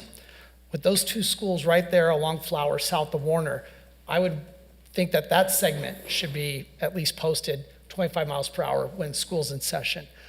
Speaking of Segerstrom Avenue, from Bear to Flower, recommending keeping that at 40, even though the comments attached to the segment state school zone, Saddleback High School. So it would make sense for Segerstrom Avenue from Bristol to Flower to be reduced to 25, at least during school times. Edinger from Fairview to Rate, it's recommended at keeping that speed at 35 miles per hour, even though the comments attached to that segment also state bike lane, high accident rate, high pedestrian activity, multiple driveways. You've got Diamond Elementary and Carr Intermediate directly on Edinger. It would make sense for us to reduce the speed limit in that area. And Greenville, where Councilmember Vasquez knows very well, you've got Valley High School there between Edinger and Warner. And yet, we've got it at 30 miles per hour now, but no mention of possibly reducing it. And that particular segment says high accident rate, high pedestrian activity, residential. And again, with Valley right there and kids from Centennial Park's neighborhood going across Greenville over to Carr and Harvey, that's another one that I would think would be lowered. So I guess where I'm at is just, we've got all these wonderful, traffic calming projects in our city. And then apparently on the south side of town, it's just drag strip alley. And there, when you look at these speeds and the fact that what we're doing is enabling this. So, and rather than saying, hey, as a policy, because we do it in other parts of the city where we try to reduce speeds on our end, and I get it, there's state policy, it's engineering, where we're saying that as long as the speeds reach a certain level, what that tells me is, one, obviously we're not enforcing the speed limits. So if we're increasing it because the average speed is increasing, that means maybe our PD is not enforcing the speed in those areas.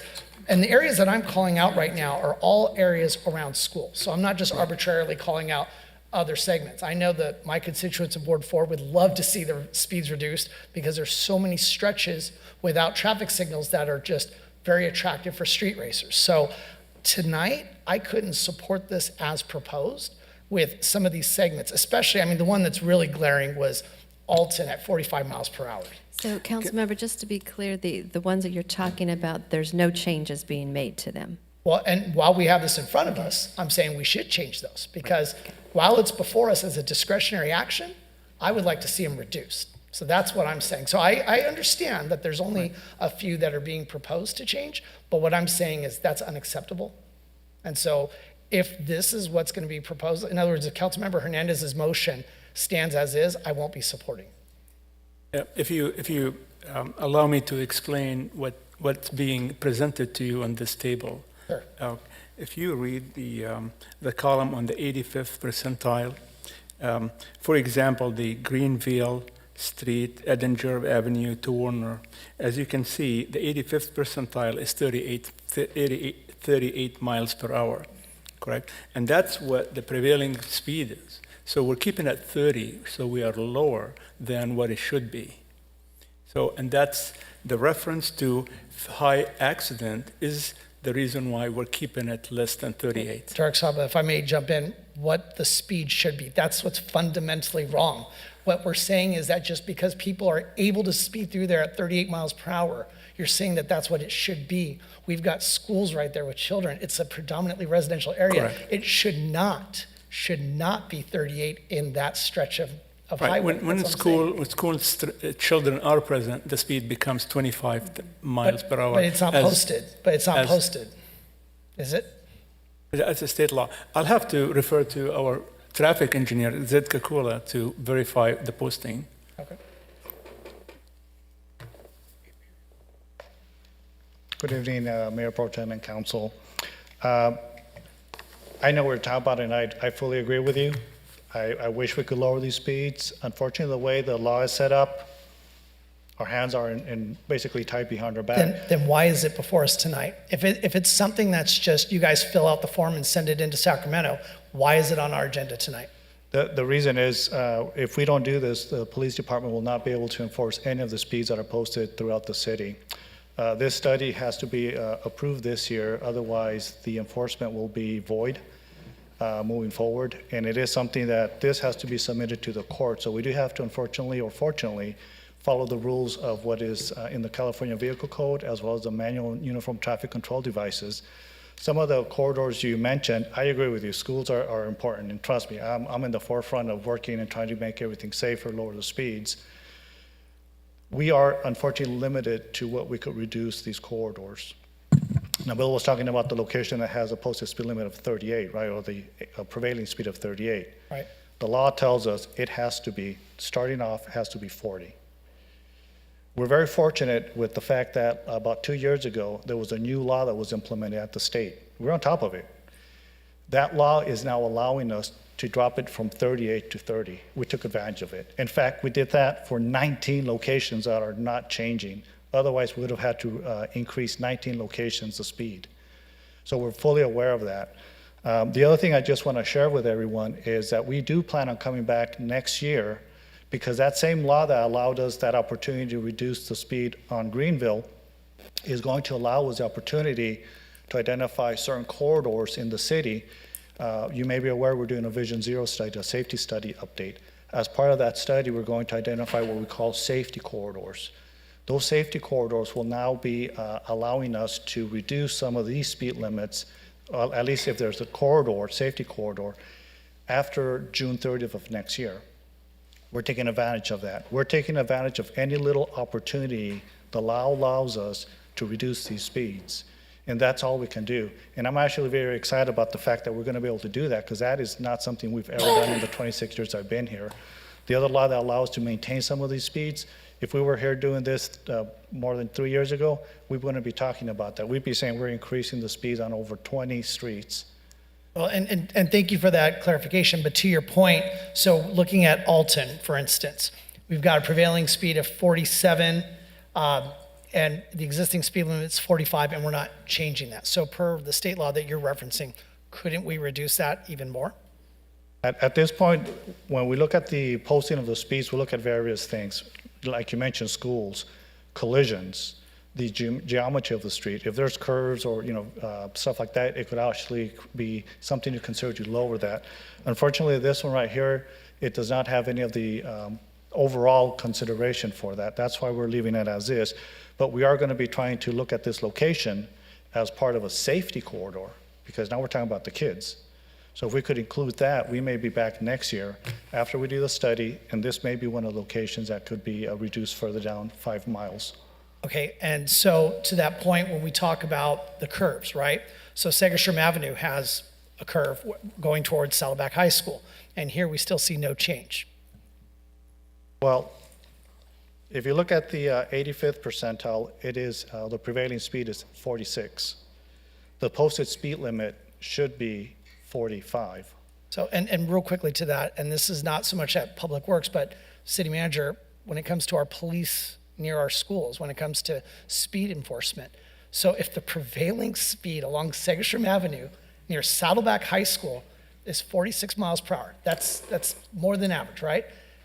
There's a problem. Like, we have a problem here. I mean, I don't know how anybody else could not see this as a problem. The fact that we're not doing something more proactive, you know, again, engineering can only do so much, right? We can only have you do so much to implement certain physical constraints to calm the traffic. But at some point, and City Manager Richard, you and I have talked about this, whether it's MacArthur Junior High and other locations where we just sometimes need a motor officer out there writing tickets because, you know, the parents, maybe near a high school, maybe it's the kids, but it becomes a dangerous situation. It just really, philosophically, this bothers me. And you could say it's state law all day. This wouldn't be the first state law I disagreed with. This would be a long line of them. We both do. We both do. So I appreciate your explanation. Thank you. I have no more further questions. I'm just, to my colleagues, I won't be supporting Councilmember Hernandez's motion because I can't, in good faith, say that this is okay to recommend these limits, especially when they impact the clusters of schools in our city. Thank you. Thank you. I'm going to second your motion, Councilmember Hernandez. I agree with the spirit of your comment, Councilmember Becerra. However, as we heard, if there is no consensus from a majority of the council members, we can't expect officers to be enforcing speed limits. And if you want to request a traffic officer, you can do that. I do that all the time in my district. And so thank you to the officers that actually go out and help people or remind people that they shouldn't be speeding down residential streets or in neighborhoods that have elementaries. But I do want to say and point out that I think Exhibit 1 is a great exhibit for all residents to read because it's very detailed in terms of the segment limits. You're going to see the intersections, what is being changed and what isn't being changed. And I'm very happy to see that Santa Clara Avenue to 17th Street is being decreased. So thank you for all the work. I know that you often hear from us, why can we get speed bumps? Why can we do these things? And it's a great lesson for folks. If they read the staff report, to understand that these are within the state parameters, unfortunately, because I do wish that we could change them locally and be a little bit more stricter and harsher with the speeding limits. Are there any other comments before we call the question? No? Okay. City Clerk? A motion by Councilmember Hernandez, seconded by Mayor Pro Tem Lopez, to introduce for first reading the ordinance amending Article 7, prima facie speed limits of Chapter 36 of the Santa Ana Municipal Code.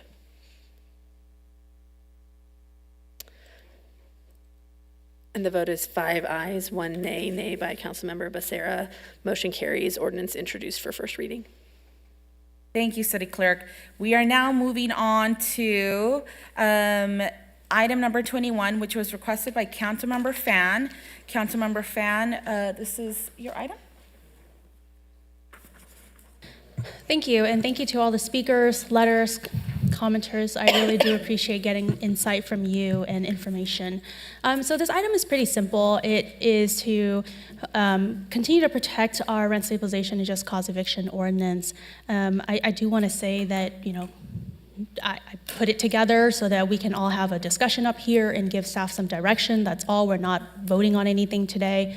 We received some letters, Mr. City Attorney, stating that in review of our charter, right, there's this 4-vote requirement to adopt any ordinance. And so I guess my direction today is just to direct staff, and I think in this case it would be the City Attorney's office, to look at bringing back an ordinance to require a supermajority vote to either to repeal the JCO and RSO, or to require a supermajority vote to amend certain provisions of the JCO and the RSO.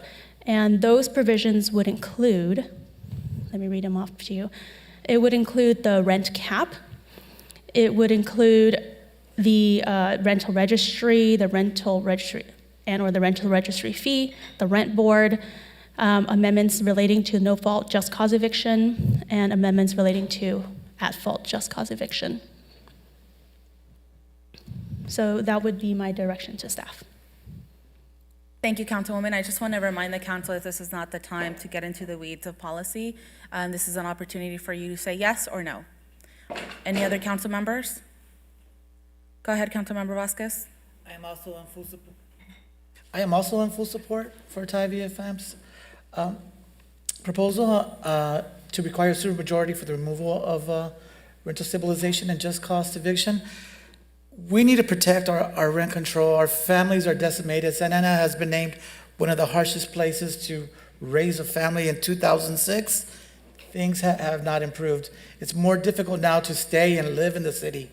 We are losing 1,500 children a year in Santa Ana Unified School District. 1,500. What must these families have gone through in order to hold on and stay in the city they called home? How many garages, rental raises, and sleepless nights in cars did they go through? When I paint the picture of 3 to 4 families in a single home, I would like you to know it is the common in Central Santa Ana. It's common in Ward 2 and many other parts of the city. Families have mattresses spread across the living room, dining room area to make room for all to sleep. There are few people who are able to own their homes, and I'm proud of folks that have been able to own their homes. But you know that your families, that your children and grandchildren can't afford to stay here. They will leave the state. They will not be able to stay with you. And I hope we can all stay together. In addition to all this, we the City Council, we're under attack from the California Apartment Association. This is a threat. They're coming after 2 council members. They came after 2. Didn't make it a 1, but they're coming after our Mayor Pro Tem to get the votes to remove rent control. This is why we're doing it. Because there are people with more money than what we have who want to run the city. There are people who want to tell us how to run and organize the city. And that's just not democratic. So this is why Tavia Fam, Councilmember Tai, is bringing this to tonight, so we can support our families. Thank you. Thank you, Councilmember Vasquez. Councilmember Hernandez? Oh, he's not at the dais. Okay, so yes, I'm going to be supportive of seeing what you can come back with City Attorney's Office in terms of the amendments for the language in the ordinance. Go ahead, Councilmember Becerra. Thank you. I will not be supporting this because, plain and simple, this is not legal. This isn't about the California Apartment Association. This isn't about anything other than the city charter, the Santa Ana City Charter, that says you can adopt an ordinance or resolution by 4 votes, by a simple majority. So even if you put in that you need a unanimous vote to amend or repeal, you put all you want in there. But the charter section 410, states that, except as otherwise provided elsewhere in this charter or by law, no ordinance, resolution, or motion shall be passed, adopted, or become effective unless it receives the affirmative vote of a majority of the full membership of the City Council, which would mean 4 out of the 7, not 5, not 6, not 7, just 4 out of the 7. So the fact that we're even having this discussion tonight, and I gotta tell you, it really shocks and disappoints me that of the members up here, the ones that should know city law the best are the ones that are bringing this forward. This is an absolute waste of time. The city attorney has already conveyed their thoughts on this. So to direct the city attorney to what? Hit resend on the email is kind of a redundant exercise. So I will be firmly a no vote. Thank you. Councilwoman Fan and Councilwoman Hernandez. Thank you. Thank you for your comments, Councilmember Becerra. Mr. City Attorney, I just want some clarification. If it is the case, I guess the direction is for staff to look into whether we can adopt an ordinance requiring a supermajority to repeal. If not, I guess let me step back. If that's not the case, right, we can't do that. Are we able to adopt an ordinance requiring a supermajority to amend certain provisions of the RSO or JCEO? Thanks for your question, Councilmember Fan. Our office has shared its views on that subject previously. There has been circumstances previously when the council has taken that approach. There is some limited legal room for that approach. You may recall most recently that approach was taken in the WHO when it was amended in early 2021, I believe it is. There were certain provisions of the WHO that the council elected to include in those provisions a section that requires or that permits modification only by a supermajority of the council. So amendment as opposed to repeal, and requiring a supermajority requirement or a supermajority requirement for amendment as opposed to appeal, in certain circumstances can be permitted. Great.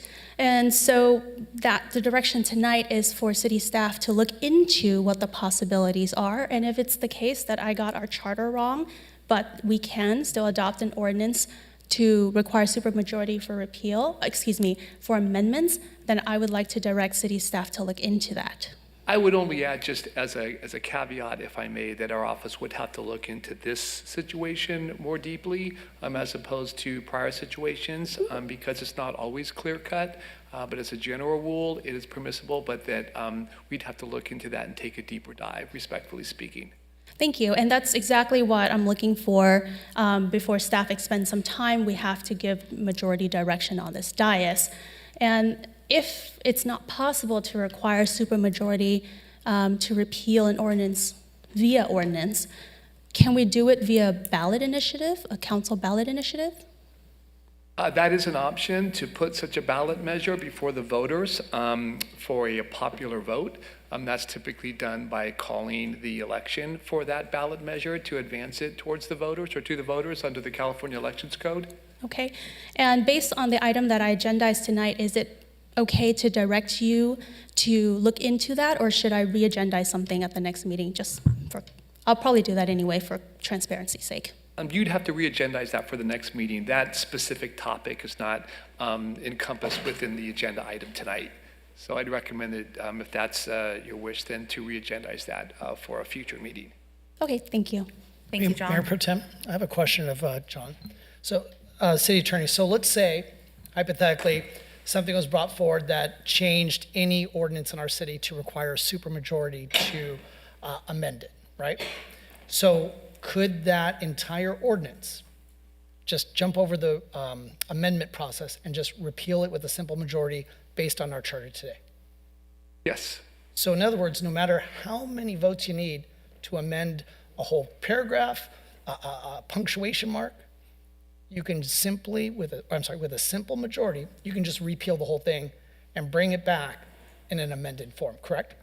Based on the language of the charter, a majority is necessary to repeal, yes. A majority can repeal. So it's a pointless exercise to require any sort of super duper majority requirement to amend when, if another council comes and wants to quote unquote amend it, they really can just repeal and amend, kind of like what happened with the WHO, correct? Again, it is possible to repeal by a majority vote according to Charter Section 410. I believe that was previously cited, so yes. Great, thank you for that. Thank you, City Attorney. Councilmember Hernandez? Yeah, just wanted to provide direction that I'm fully supportive of this item. Thank you. Thank you. Councilmember Peñalosa? Thank you, Mayor Pro Tem, and thank you, Mr. City Attorney. I know that your office previously told us that the City Council cannot adopt an ordinance or move forward with this request because we're preempted by our city charter, which we were told a year ago when this conversation was first brought up by the same council member from the dais. It was the city attorney that told us we couldn't move forward because we're preempted by our city charter, which states that only a four-person majority of the city council could adopt an ordinance. So it would be a moot point to move forward with any of this. So the only thing I would ask is, I heard Councilmember Fan mention that she wanted to direct the city attorney, but the agenda item that was listed on the agenda is to direct the city manager to prepare an ordinance for the city council. Would she need to agendize another item if we want to discuss now directing the city attorney? Because that wasn't what was agendized, and I want to make sure we're fully transparent with the public. Understood, and thanks for the question, Councilmember Peñalosa.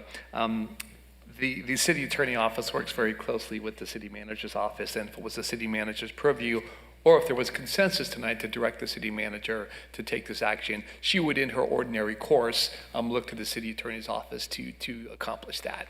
So I believe that the way the agenda item is phrased tonight would encompass the city attorney's involvement in the matter. That is, if there was a consensus direction. Okay, and I think I could imagine that what is going to happen is You're going to get direction tonight, and you're probably just going to sit on it for a couple weeks and then just give us the same memo you already gave us at the next city council meeting, which is unfortunate because I think the most embarrassing thing from this whole conversation is that the person who brought this forward is a city attorney.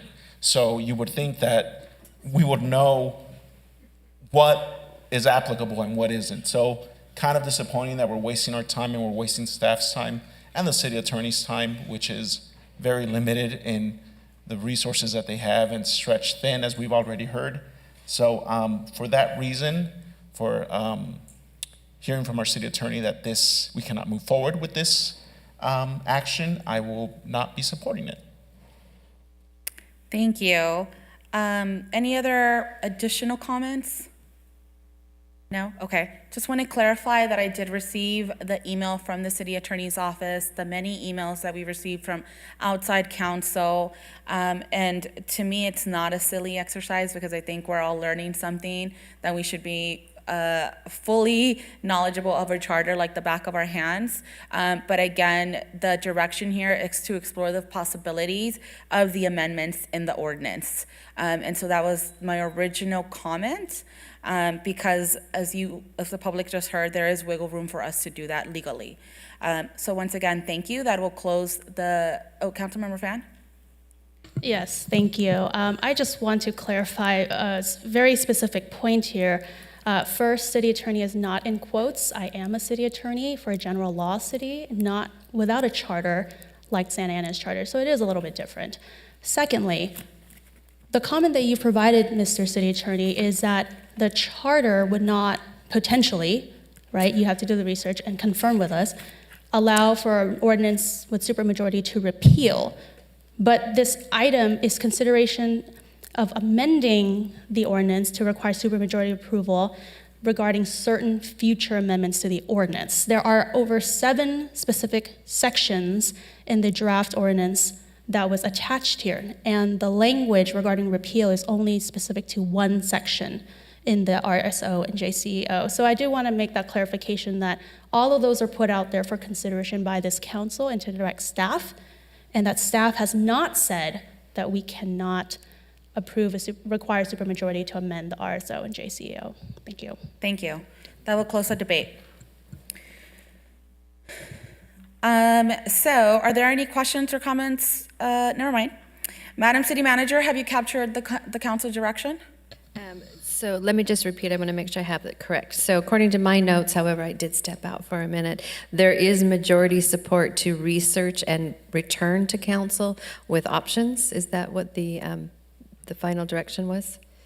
That's my understanding of the debate. Yes, and I'd like to say by October 3rd. Okay. Thank you. Got it. Okay. Are there any AB 1234 disclosures? No? Oh, okay. Thank you.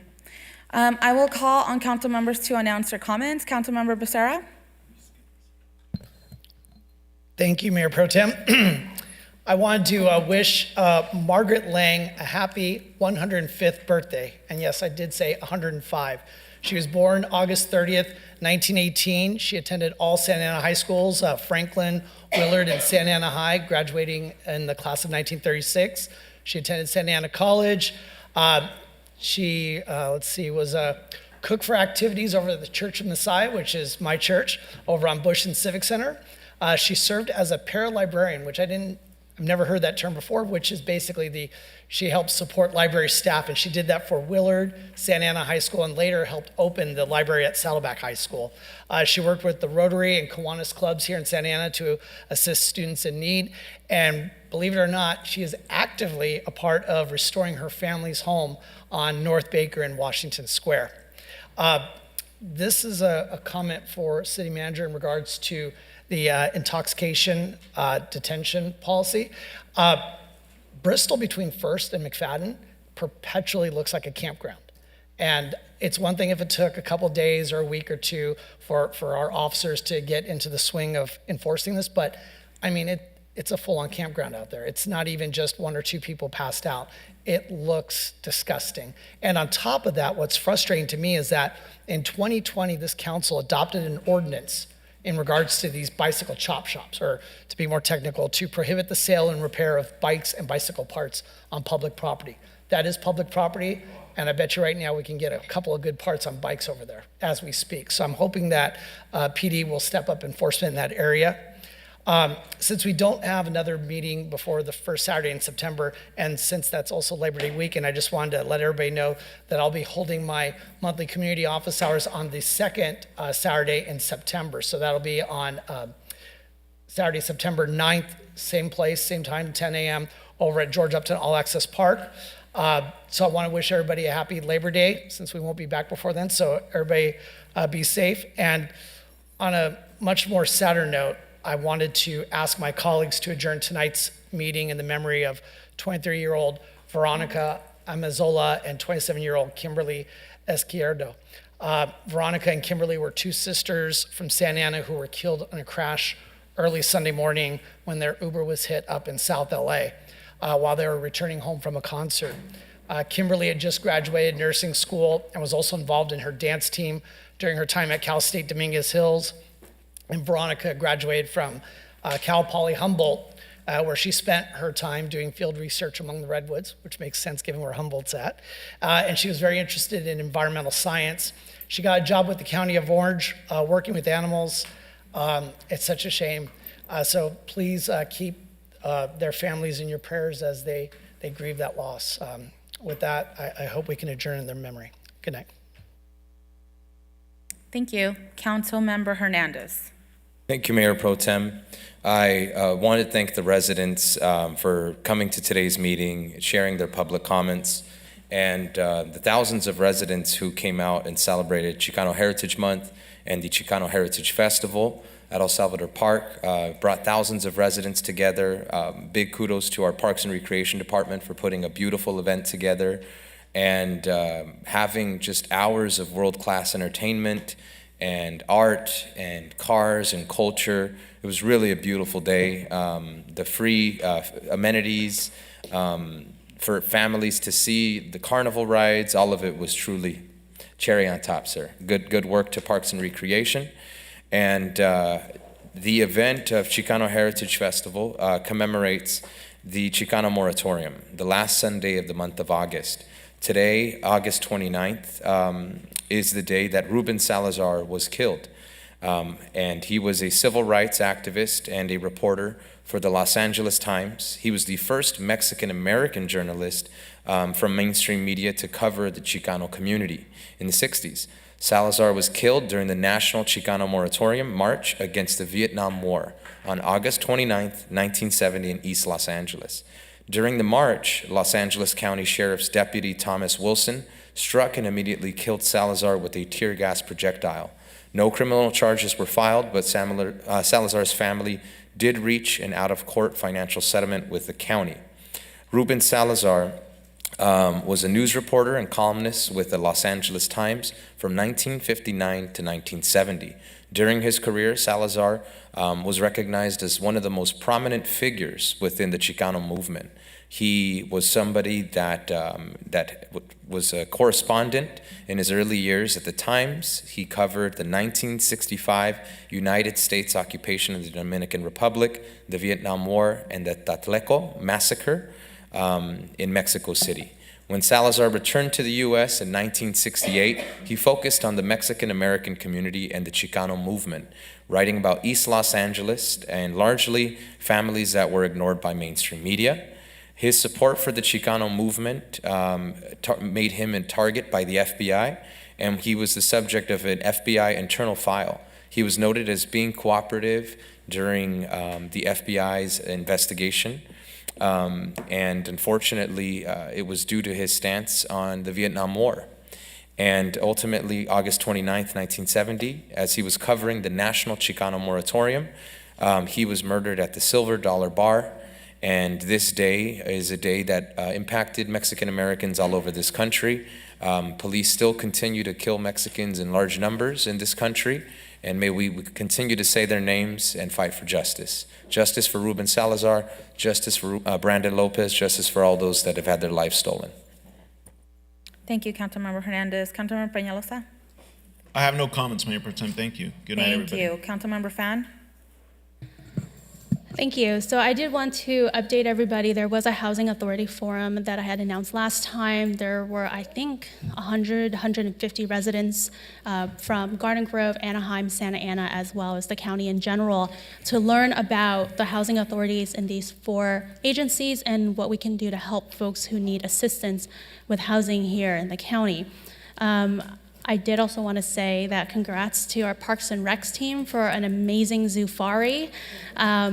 I had a blast. I know Madam City Manager also had a blast. And, and I just want to say that it was such an incredible event where we had an amazing time raising funds for a nonprofit to support our zoo. And it, all night we just saw everybody talk about how much they love the zoo, how much members and friends of the zoo have dedicated literally their lives to protecting that space, that open space, the experience for our community, and helping to educate not just Santa Ana residents, but also students throughout the county and statewide, frankly.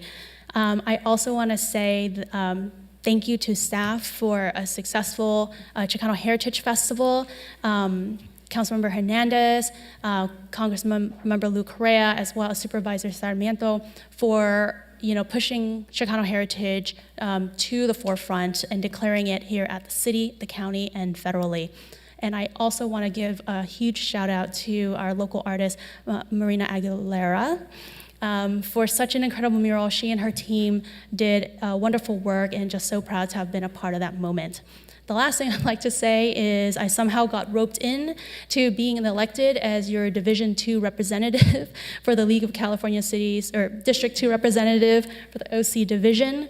And so we'll make sure to represent you and Orange County with the League of California Cities. With that, have a good night. You're welcome. Thank you, Councilwoman. Yeah, Fan. I got Councilmember Vasquez? volunteered. I also want to thank Parks and Rec for a beautiful day on Sunday. All the work you put into it, the organization, the families with the tents make that day. It makes it so much community. I love being there amongst the families, and that you guys stepped up when you had to step up. Really love you for that. The work that you put in, everything was well done, and I can't say enough about your dedication. Looking forward to Fiestas Patrias and enjoying that day. But this weekend, we got garage and yard sales. I know we love them in Ward 2. If you think you need more in Santa Ana, let your council member know. We need more yard sales in Santa Ana. I know Ward 2 loves them. We bring it all out. We have streets and streets, 500 miles of yard sales, but it's a beautiful thing. Enjoy it. Meet your people, meet your neighbors, and buy some stuff. Thank you, Councilmember Vasquez. And City Manager, would you like to go next before I go? Thank you, Mayor Pro Tem. Just very briefly, since we are not having another council meeting until September 19th, I want to announce some of the events. I know Councilmember Vasquez touched on one, but before the next council meeting, we have 2 events happening. One is this coming weekend, September 7th through the 9th, and that is celebrating National Grandparents' Day at our Santa Ana Public Library. There's going to be stories, crafts, and extreme activity, ice cream socials with games and much more. So we invite you all out to celebrate that. And then the big celebration that we have in our city, Fiestas Patrias, is scheduled September 16th and September 17th. On Saturday, it runs from noon to 11 p.m., and on Sunday, it runs from noon to 10 p.m. And on Sunday, there is the parade, and that is from 3 to 5. So we hope everybody can join us for that big celebration. Thank you, City Manager. I have a couple comments before we officially adjourn this meeting. Grupo Autismo, which is a group that works with autistic kids and their families, is having their 20th annual event in Ward 3 on 9/9. It's a great organization. I hope that the residents can go and support. It will be at the Santa Ana Zoo. I'd also like to invite our entire community to come out on 9/3 for Carnaval Moralense. It's such a fun event here in the city. I really encourage everyone to come out and support and learn more about the Morelense culture. It's going to be a day full of music, joy, getting to know your neighbors, food, and of course, dancing. So I invite all of you to come out and support that event. Also, tomorrow we're having a ceremonial grand opening with one of our local businesses, Hamburgers. And if you haven't checked them out, please go out and support our local small business located in downtown Santa Ana. I will also be participating in the Climate Resiliency Forum that Supervisor Katrina Foley and Supervisor Vicente Sarmiento are hosting. It's an all-day event. Our panel is towards the end of the day, and it will be held at the county building tomorrow. So hopefully folks can come out and support and learn about all the work that is happening in Orange County in light of us surviving a tropical storm. So thank you for your patience. Everybody, thank you staff for being here until 9 p.m. I know your day started very early. Thank you, City Manager, City Attorney, City Clerk. This officially, with no further business before the council, I hereby adjourn today's meeting.